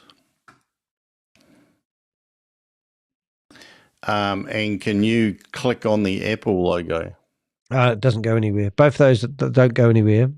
Yes. Well, yeah. So you click on the Apple logo. Yeah, it goes nowhere. It goes off to the Apple store, but it doesn't go anywhere. And there's no app. It's just ridiculous. And the same with this. So this is meant to be launched. Now this would be another delay tactic, so that and the funny thing I haven't mentioned, people have been prepaying to buy their credit cards. So people have been prepaying for these credit cards that are about to be launched, and we've got videos of Shavez. I mean, this is what really pisses me off. So let's go. Benny, these are morons prepaying this, because there's a world of credit cards out there, and all of those you can just get, like, as long as you go through the process, you get it. You don't have to put all this money up front, and like they still don't even know, unless it's been changed, about, is this a credit card? Is it a debit card? They're calling it a credit card on there. So if it's a credit card, we should get credit. Well, here's the dumbest thing ever, mate, is this is Shavez showing the credit card in action.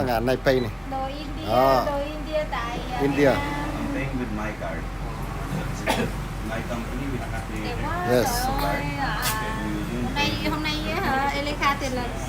So Shavez is here desperately trying to tell the store owner it's just taking payment, that you're paying with my card. Now, this card hasn't been launched because Visa wasn't very happy with the design of the credit card because it had a picture of a Bitcoin on it. Now, hold on, Danny. Don't confuse people like that article. Right? Visa had nothing to do with it. Someone involved in NinePay, whether it was Chavez or whoever, said that Visa had an issue. Visa don't even know about this thing. Yeah, and if the card's not been released, why is he able to use it? He already claims that he's given out cards to his cleaner and his cook and his concubine and anyone else that's in the family. And there's no proof here. This is dumb. And this is when he was in Vietnam launching Capital 3, which is the next crazy thing. What's Susie saying there? She's got a bit of a long one going down. Yeah, it has on here that, yeah, that's what's just killing me, Susie said. People keep prepaying for shit that doesn't work or hasn't been launched for the same dude that pitched a Christmas present called Boomerang. That's exactly right. A year ago, he was pushing Boomerang. Well, we didn't even know it was Boomerang. It was the Christmas present because I think it launched about, what, December 22nd or 26th? Yep. That was a Christmas present. Went for a whole year. People wasted all their time. Imagine how many hours people wasted on those Zoom meetings for Boomerang. Imagine how many hours people wasted waiting for those launched. That was delayed 5 or 6 times. Imagine how many people wasted their time on the beta testing, which was a joke. And then they back and they pissed around with that other stuff and they blamed it on gas fees and all this. But Danny, honestly, if one of your okay, imagine that Helen had bought a Boomerang license, and then you met Helen, and then you're watching your girlfriend on a Boomerang meeting every day. What would you think of your girlfriend? I wouldn't have a girlfriend, mate. No, seriously, what would you think of that girlfriend? Oh, no, I'd just give up hope on it. Your husband, if that was your son, what would you think of people? And they're still involved. Yeah. All right, I'm going to carry on reading this story, mate. I'm just going to get it out of the way. I want to get it over and done with. The vigilante approach. Unlike many YouTubers, I don't just create awareness, I actively fight these scams. I consider myself a soldier in a battle that few people even realize is happening. I go into the lion's den, attending Zoom calls where scammers gaslight their victims. I hold up messages warning attendees, disrupt their presentations, and call out the lies in real time. A recent example is Shavez Anwar, a protege of Samly, who now promotes fraudulent projects like Stable.io, Bitcoin Code, and NinePay. Anwar arrogantly claimed he would pay me $10,000 if I could uncover his last name. Well, we did, and we exposed his lies. He even falsely claimed his crypto credit card, NinePay, was backed by Visa, a claim Visa quickly denied. This is the kind of work that needs to be done. Yet, despite the impact we're making, the media remains largely silent. Yeah. We could have exposed him a hell of a lot more than one paragraph. And she interviewed him. Yeah, and I really feel, and I know that it's all scattered all over the world. I honestly do feel that there needs to be a one-stop shop of where you can register your victimhood. So if you're involved in a crypto project, that you can go in there, stick your name in complete confidence, although it can be distributed to authorities to contact you, your contact details and all that. What you were involved in, how much, like some comment section about how it worked.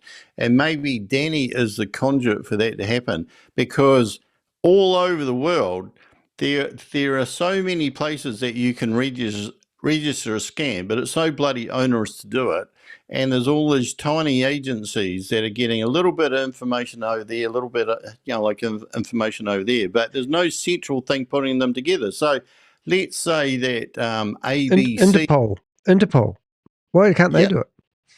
Well, there's nobody doing it, because you have a look at any crypto project, it could be in like 100 countries in the world, And if you get one person from each country who lays a complaint, that's one complaint in the sea of shitloads of complaints that they get all over the place, various authorities. But if there was a central database, even if it was just on Google Forms, where you got one person from 100 countries, now you got 100 victims with all the information together that you could send off to Interpol or whoever it is and say, here's 100 victims with all of their details.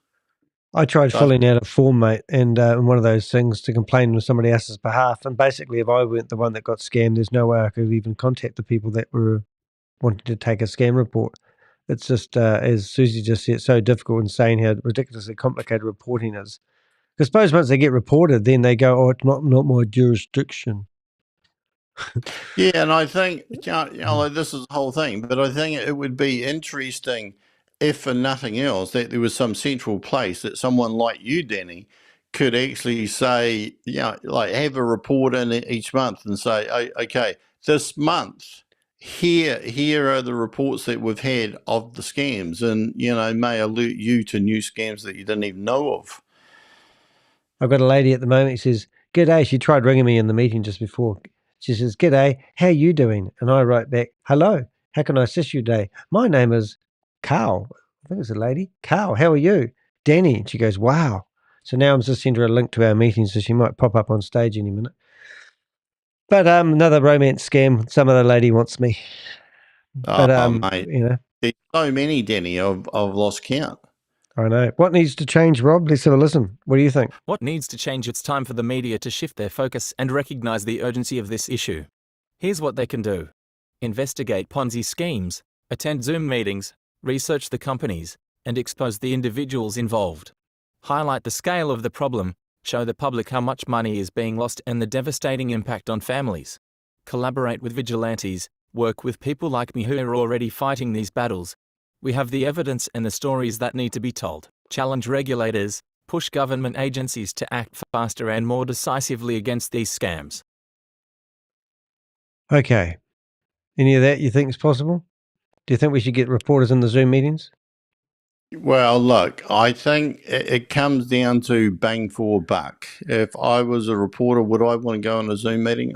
Look, to be perfectly honest, the answer is no, because I went in those Zoom meetings for ages before I learnt enough to actually get my head around some of it, because it's quite complex.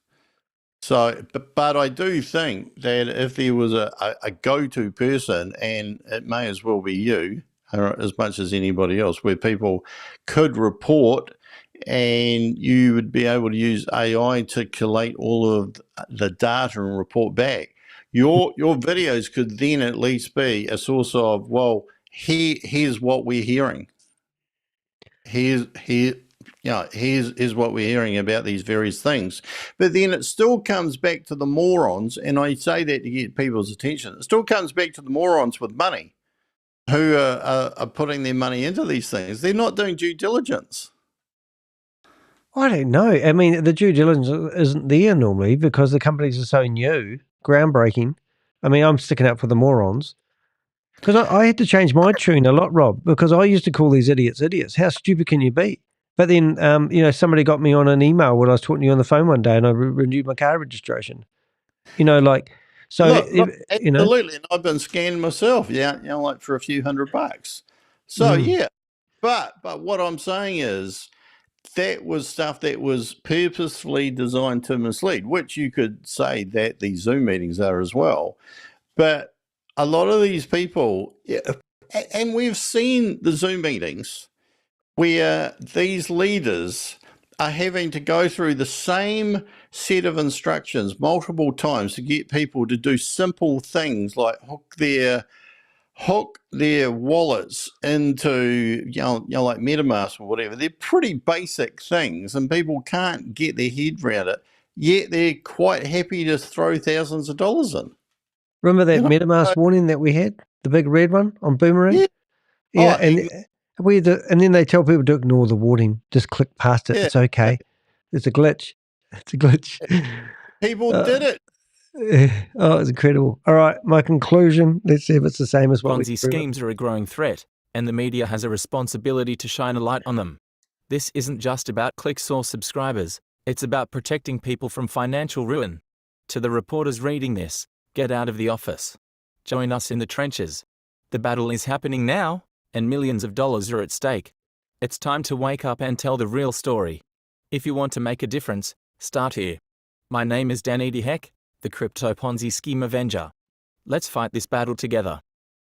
Now, I think, I think what the difference between us and maybe these other, we're in the trenches with these guys. We know how they work. We know where they live. We know their phone numbers. We've got their contact details, and they just keep going. And that's what really pissed me off today is like, it's just a never ending, kind of battle really. And I sort of like, I'm dying for some media coverage to get me, because I don't mind fighting the battle. But, when you hit the wall with what you're doing because you're just tired, and then you read an article and here they are publishing some 10-year-old, 15-year-old YouTuber that's already got millions of hits because it's just easy, lazy reporting, and they're not even doing the same battle. It tells me that we haven't really connected with the media. And I mean, I'm crying out to the media is you don't understand what a Ponzi scheme is. Do you not understand what a Zoom meeting is? Do you not understand that we can't get these videos removed off YouTube because of they're so massive and large? We're fighting a battle with no help, really. And then for them to report on a different scam, thinking it's the same as a Ponzi scheme, just pisses me off. And and that's probably my moan today, to be honest.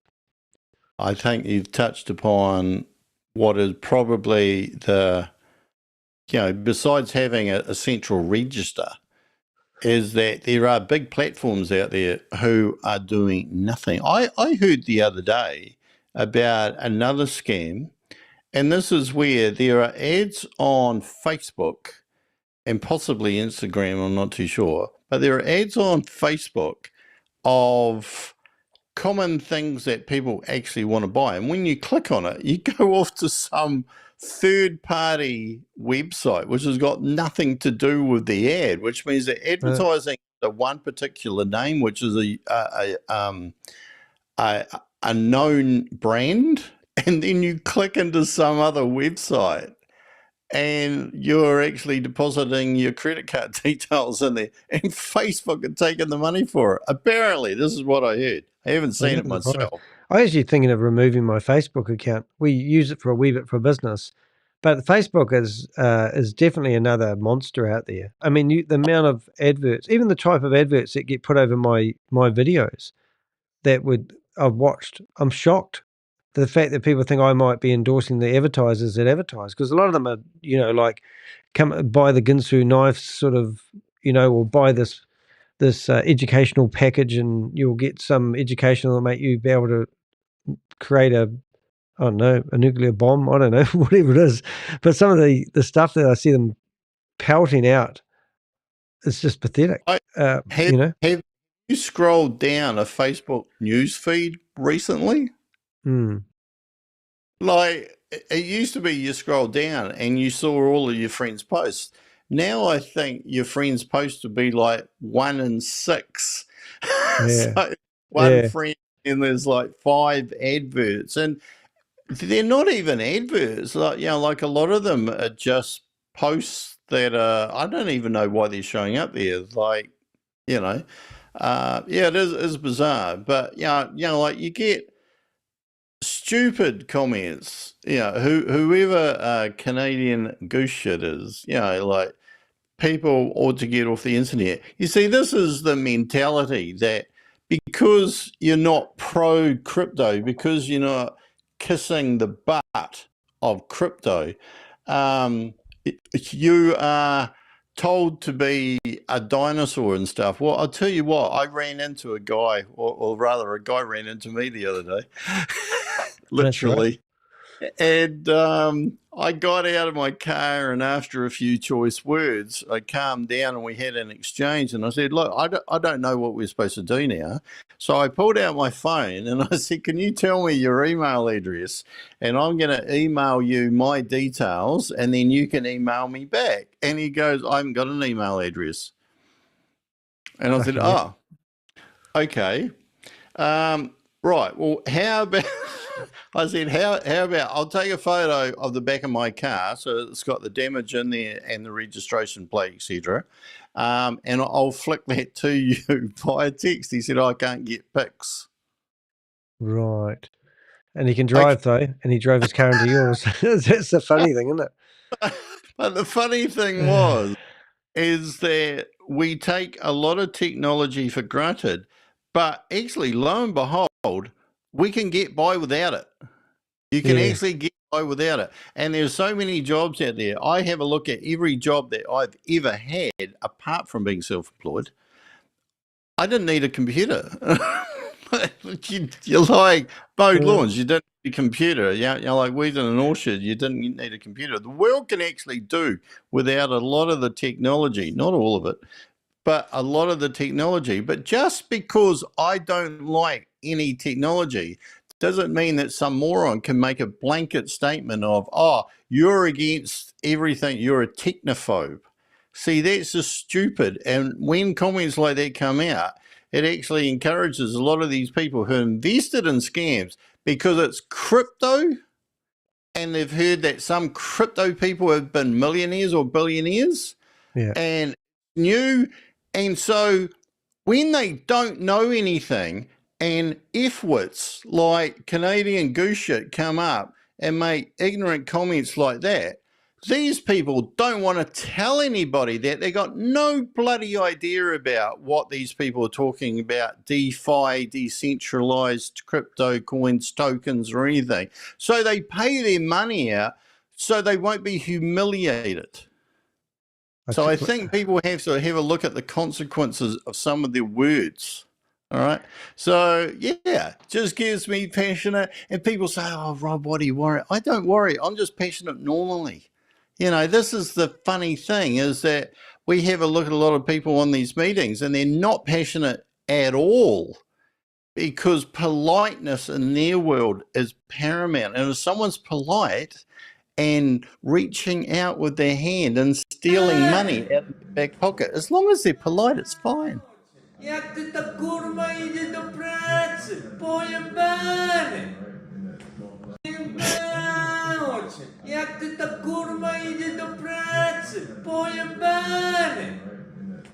Now that's Crypto Goose, whatever his name was. Well, that's Canadian goose shit.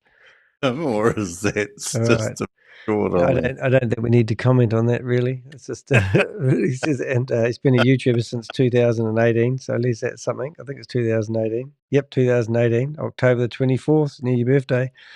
Oh, I don't know, Rob. I'm just tired, actually. I'm actually seriously thinking about just giving it all a miss and letting the world do its thing. I think, you know, like, to be honest, for me, I've done nearly 1,700 videos, you know, and, you know, whether it's made a difference, I don't know. But it does come at a personal toll as well. I woke up this morning feeling a bit down. And then I got a message from you and I thought, well, really, you know, like we could make a bigger difference if we had more coverage, you know. We need a bigger megaphone, Denny. I know. I need a bigger megaphone. I need reporters to actually, if you want a good story. Oh, this is the thing that really probably got me going, really, is when I was at this global financial crime summit, you know, I met that ABC News reporter and he was more interested in getting an exclusive story than telling me, you know, letting me to create a story. So he doesn't care about what news I have. He was more concerned about me being informed about something and him getting exclusives on it. And then I'm thinking, what the, you know, I mean, really? And he said, if you get any exclusive stories, hand it to me on a platter. I probably won't mention you in it, but I'll take it and take all the glory. I mean, like we had 14 articles in the Guardian newspaper of Sarah Martin, and she is absolutely lovely, really knew how to charm me. And I got one wee mention in the 14th article, and we were on the phone, once or twice a day at some stages because she was trying to find out information. She was doing good old-fashioned reporting, digging deep. And I wasn't doing it for my glory, and this is not about me. But I think me actually does stick my neck on the line. And it is me who's in these Zoom meetings, making a fool or a hero out of myself, whatever team you're on. And I just think it's just a shame that we can't get more publicity because people are going after the low-hanging fruit stories. Even I've been, if I went after bigger targets, if I went after the Logan Pauls, I might get more threats, You'd probably get attention you don't want, Danny. But yeah. I'll tell you a little story because this is pertinent to what you're saying right now.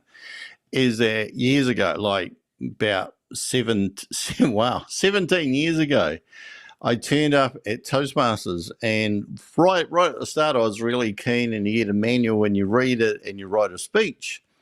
And I did my first 3 speeches, and I thought they were brilliant. I thought they looked absolutely brilliant, right? And I'd put all the work in, and I'd follow the instructions, structured my speech, and go, and you get good feedback, so that's all good. And then you'd get a guy who would actually walk on the stage, and they go, "Oh, g'day. I just actually want to talk about planes. There's big planes, medium planes, and small planes. Anybody been on a plane?" Yeah. And they just have this complete ad-lib speech, and then they'd throw a joke in, and everybody would laugh and all this kind of stuff.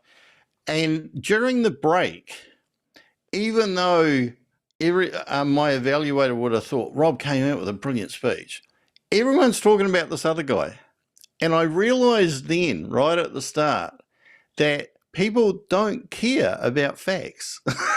People don't care about how much work you put in. People don't care about whether or not your topic is important. People care about being entertained. Maybe that's why they listened to me after all this time. I thought it was because I had something to say. Maybe it's just because I'm funny and I talk with a Kiwi accent. I think if you step back and have a look at the shorts that we all scroll through and all this, it's the ones that, I can be at bed in bed at night and I'm scrolling through because I can't quite turn off. And there'll be something in there and you laugh out loud and you think, but what if there was something really serious on there? What if there was something, that was tragic? You probably wouldn't pay attention to it, and you go, "Oh, I don't really want to see that at night." Have you seen those new adverts happening at the moment? There's a young fella going, I don't know why people aren't looking at my TikToks, and if you could give me a like and a share. That. And it must be the new thing you do when you're a teenager. And I'm going, well, so what? Why do people need to look at your TikToks? I've got 3 TikToks that have had over 1 million views. It didn't change my life. In fact, I've never had a personal response from any of them, except for the guy that punched me. He wanted me to take the video off because he's getting hate mail from his friends. You see, even that, I shouldn't laugh. It's completely inappropriate that I laugh. But that video where those hooligans actually came into that shop of your friends and you were in there, you got to admit that some of that was funny. If you get the fact that someone could have been concussed or worse. Yeah. But it was kind of a cringe humor. It was, oh my God, look at Danny running around. Look at this guy who's been so staunch and now he's shitting himself trying to take off around the side. Well, it was definitely funny. That was the funny thing. And when the guy punched me, and I went, is that your punch? Yeah. And even I don't know many people hear that in the humor, but it was just so funny, and also we were filming it because I'm a YouTuber. Of course, I'm going content. Here it comes. 8 million people view that content on different platforms. And you've got to remember that, like whenever you've rang me or I've rang you or I've been around at your house or whatever, and we've been talking about Weir or Satoshi or Boomerang, what are the things we're going to remember in a year or a couple of years from now? We're going to remember, I think his name was Claude, who got undressed in the back of a video, and walk That's right. out naked, Yeah. and just happen to have the towel in the right place. We're going to Yeah. remember things. I think you were having a conversation with Grace, and she's trying to be helpful with you, not realizing who you were. Oh, that's right. Yeah, that's right. Or having a smoke, and it's all this ridiculous stuff. Or it's, where we create, short of Carl Harvestein or whatever it is, who's just got 60 seconds of brilliance there trying to explain hypercosmos and how, like that interplay with him. He's been completely serious and another guy's been completely serious, but generally it's so ridiculous. Oh, Carl. Remember Carl? Yeah.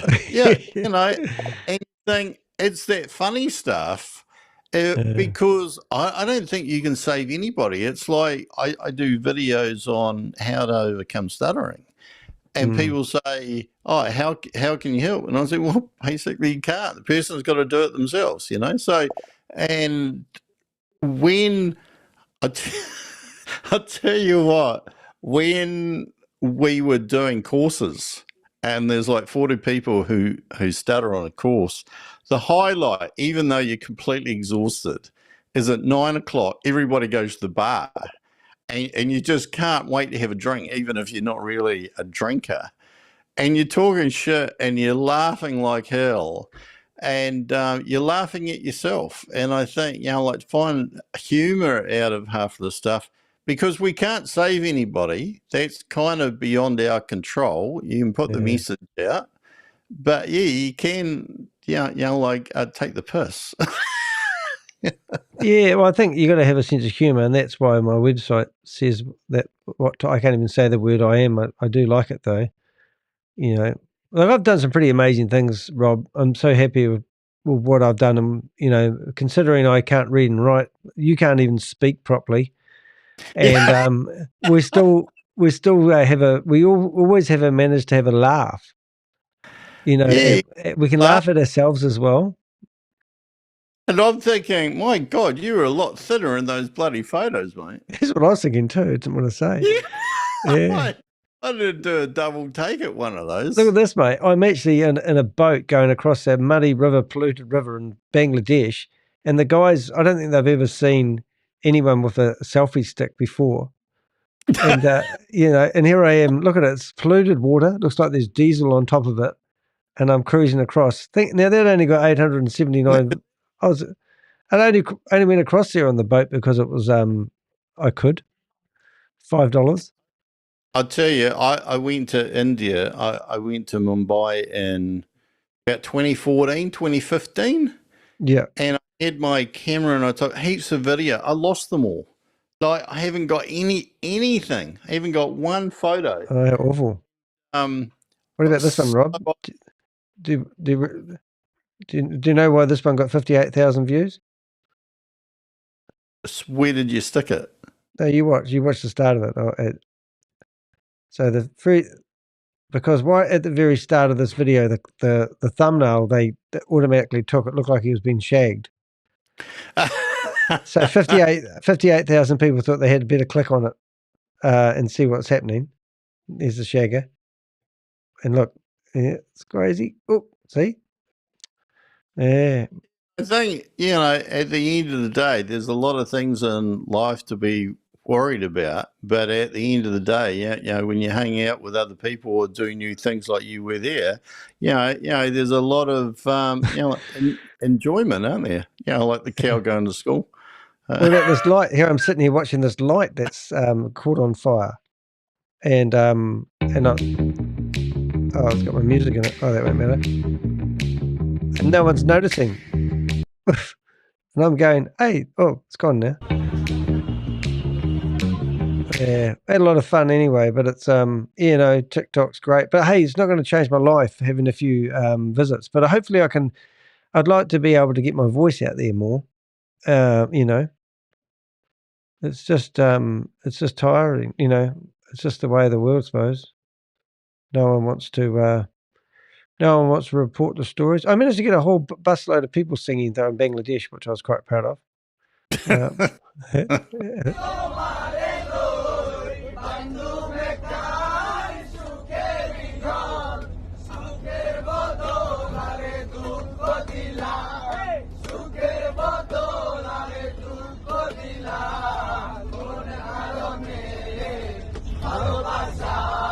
We're running over people, by the way. Oh, I just clicked the wrong one. Transcribe what they're saying there. They're saying, the white guy in the back, he's got a camera. It was funny. It was funny because I said to the guy, I got talking to them all. They took me out for lunch, actually, and they eat with their hands. They go like this, and they eat with their hands because they get closer to Earth. But no. All right, Rob, I think we can call it quits here. Hey, thanks to everyone in the chat room. It's probably goodbye from him and goodbye from me, is it? Was that what we say? 2 Ronnies? Oh, and the last would be the fox. What's that one? Shake for sake. For fox. For fuck's sake. Jesus, by my pay scale. All right, mate. All right, so everybody, thanks for watching. Any comments, the normal stuff, make sure you do subscribe. I've got a fancy button for that now. Look at that. Click, click, ding, ding. Took me ages to figure out how to do that. Short 6 who said, Rob, I didn't know you stit. Whoops, there it is. Say it again. You've been practicing a lot lately. Have you got your ladies' belt on today? No, I haven't actually, but I can. Just for your viewers. Yeah. Just for viewers. See this? This is a belt. This is a ladies' belt, not just any. Oh! Yeah. And why did you pick a ladies' belt? And I'm sure that's for men as well, but you just decided to go into a ladies' underwear shop and look for a belt. I went into an op shop, and I think I got this for $3. I'm not too sure where I bought this now. And You're taking 20 years ago, I spent about $60, $70 on materials to make myself a really flash chest belt. Wow. What do you got now? Jesus, man, I thought it was a belt you're putting on. I didn't know it was like a G-string or something. Boom, look at that. Okay. All right, so for those people who don't know, when you put a chest belt around, if you're a person who stutters, as long as you know how to use the chest belt, gives you feedback so that you inhale before you speak and don't speak on a vacuum and go, da, da, da, da, da, da, which I can do from time to time. Right.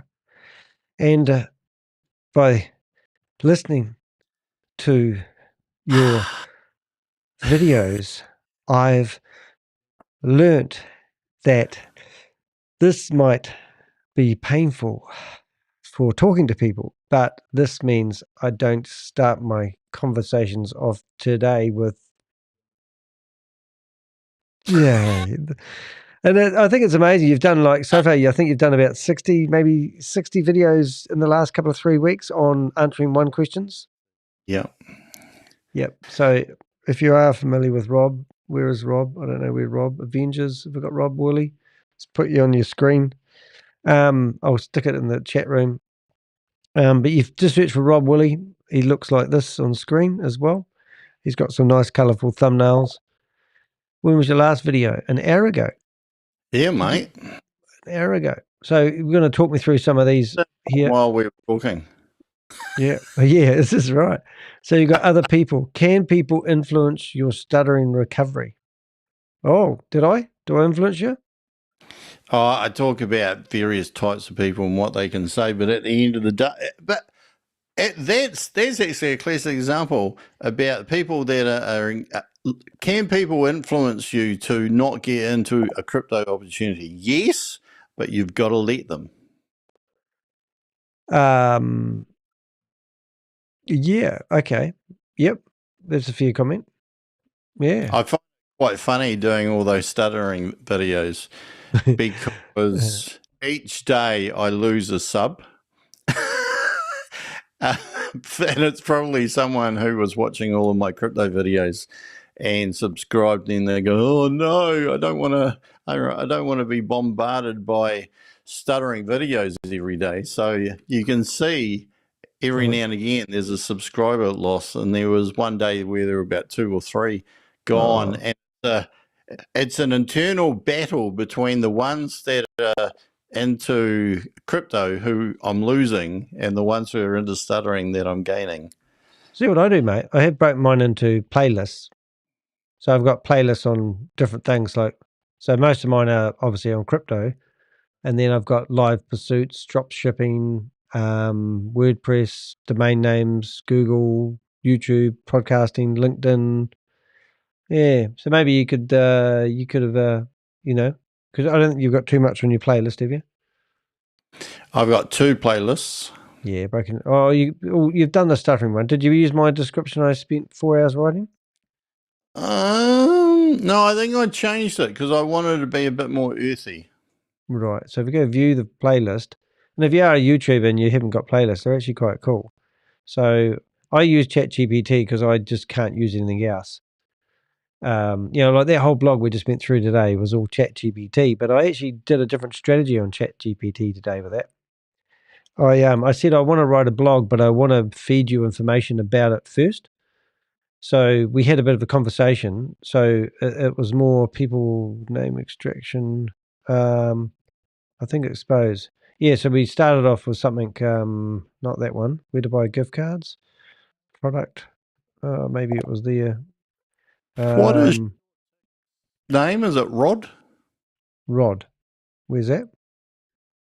Short Ticks. He's the... No. I'm not sure. Oh, maybe Rod. Yeah, I think you could be right, actually, because it's food. Years of chef. We remember these things. I can't find where it is, but what I did, which was a bit different when I wrote this blog today, I'm going to show you everything, guys, just quickly. We might all learn something here. But I woke up this morning feeling a bit down. So I first of all grabbed a video which was called Help, and it had a whole lot of scammers' names in it. So I chucked in all the scammers' names from my description and asked it to come up with a few names. Then it gave them to me in a list like this, and these are all people who do scam baiting. Then I asked her, I told her asked me why it gave me Spencer's Cordelius name, because he's not a scam baiter. And then it went, oh, you're absolutely right. Like I already knew what I told it. And then it gave me Jim Browning, Scammer Payback, and Trilogy Media. And then I asked for, I forgot Pierogi, I can never get his name right. And then I basically give me a list of people to make sure I hadn't missed any who actually do scam baiting. And it gave me a list of these people. And then I said, great. So then I said, I want to start writing a blog and give you information along the way as the story builds. And then it said, great, feel free to share your thoughts. So then I started ranting on about what the points I wanted to cover. That's a compelling angle. So then I wrote a little bit more. And when I say wrote, I just gave it a whole lot of words, description verbally, and that turns it into that. And then I accidentally pushed enter before I'd finished editing something. So then I told them to ignore the paragraph. They went, no problems. So then I wrote the paragraph again that I wanted to say, and it started doing the same thing again. So then I told it off. It said, you didn't ignore the paragraph. You started writing a blog. I'm not ready to give you blah, blah, blah. And she says, oh, feel free. I've got it now. Carry on feeding me information. So then I gave a little bit more information. Thanks for sharing these points. I'm ready to go. I'm incorporate these details into your blog and emphasize the district, blah, blah, blah. So then I gave it a big story about the Boomerang $500 thing that people were getting 20 to 60 cents per day, blah. And then I got down to the bottom. I said, thanks for sharing this information. And then I told it to write me the blog using all the information I've fed it. Then it wrote me a lovely blog.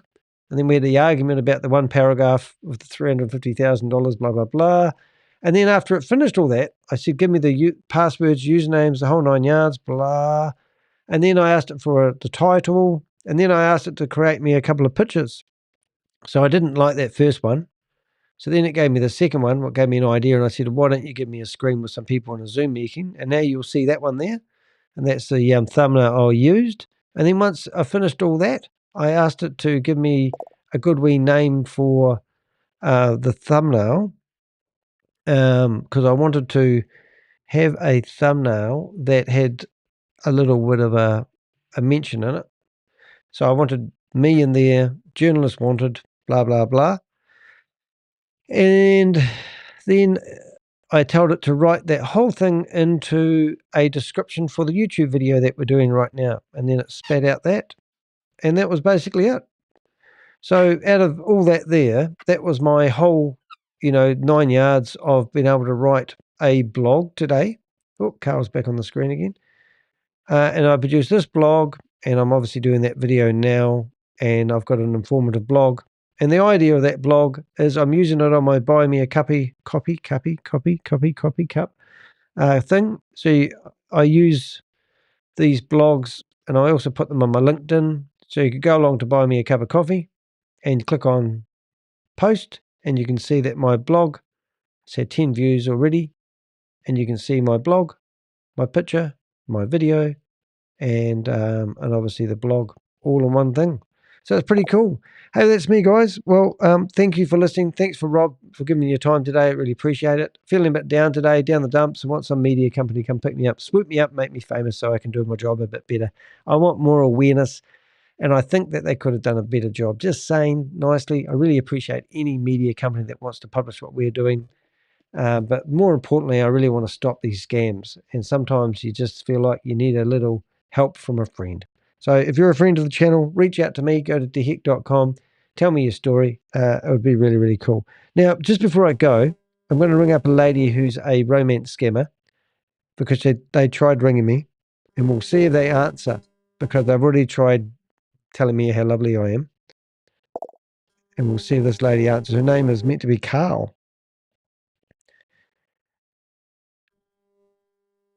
Because now someone in a human trafficking center will be going, one of the phones is ringing. We can't answer it. If you ever get a romance scam and they messaging you, just ring them on FaceTime. And if they don't answer, guarantee it's a scammer. That's about right. Anyway, I'm ringing up this lady, Carl, and nothing's happening. I'm surprised Danny hasn't turned into an AI avatar and just starts automated this channel. It's coming. It's coming. Nice comment. All right, Carl doesn't want to talk to me. I'm Danny DeHeck, aka the Crypto Ponzi Scheme Avenger, here to name and shame anyone running or promoting a Ponzi scheme or a scam. Thank you for watching. Thank you for being my audience, and I'll see you in the next live. Once again, thanks to my co-host, Rob. It's been absolutely awesome. And I must thank the Avengers in the chat room. They do always have my back. And if you can do anything to help us, please do reach out to us. But hey, if you know any media and they want a good story, we've got hundreds of them. And one story in the right place can make a big difference because we really value having the media who publish our stories. See you in the next video, guys. See yas.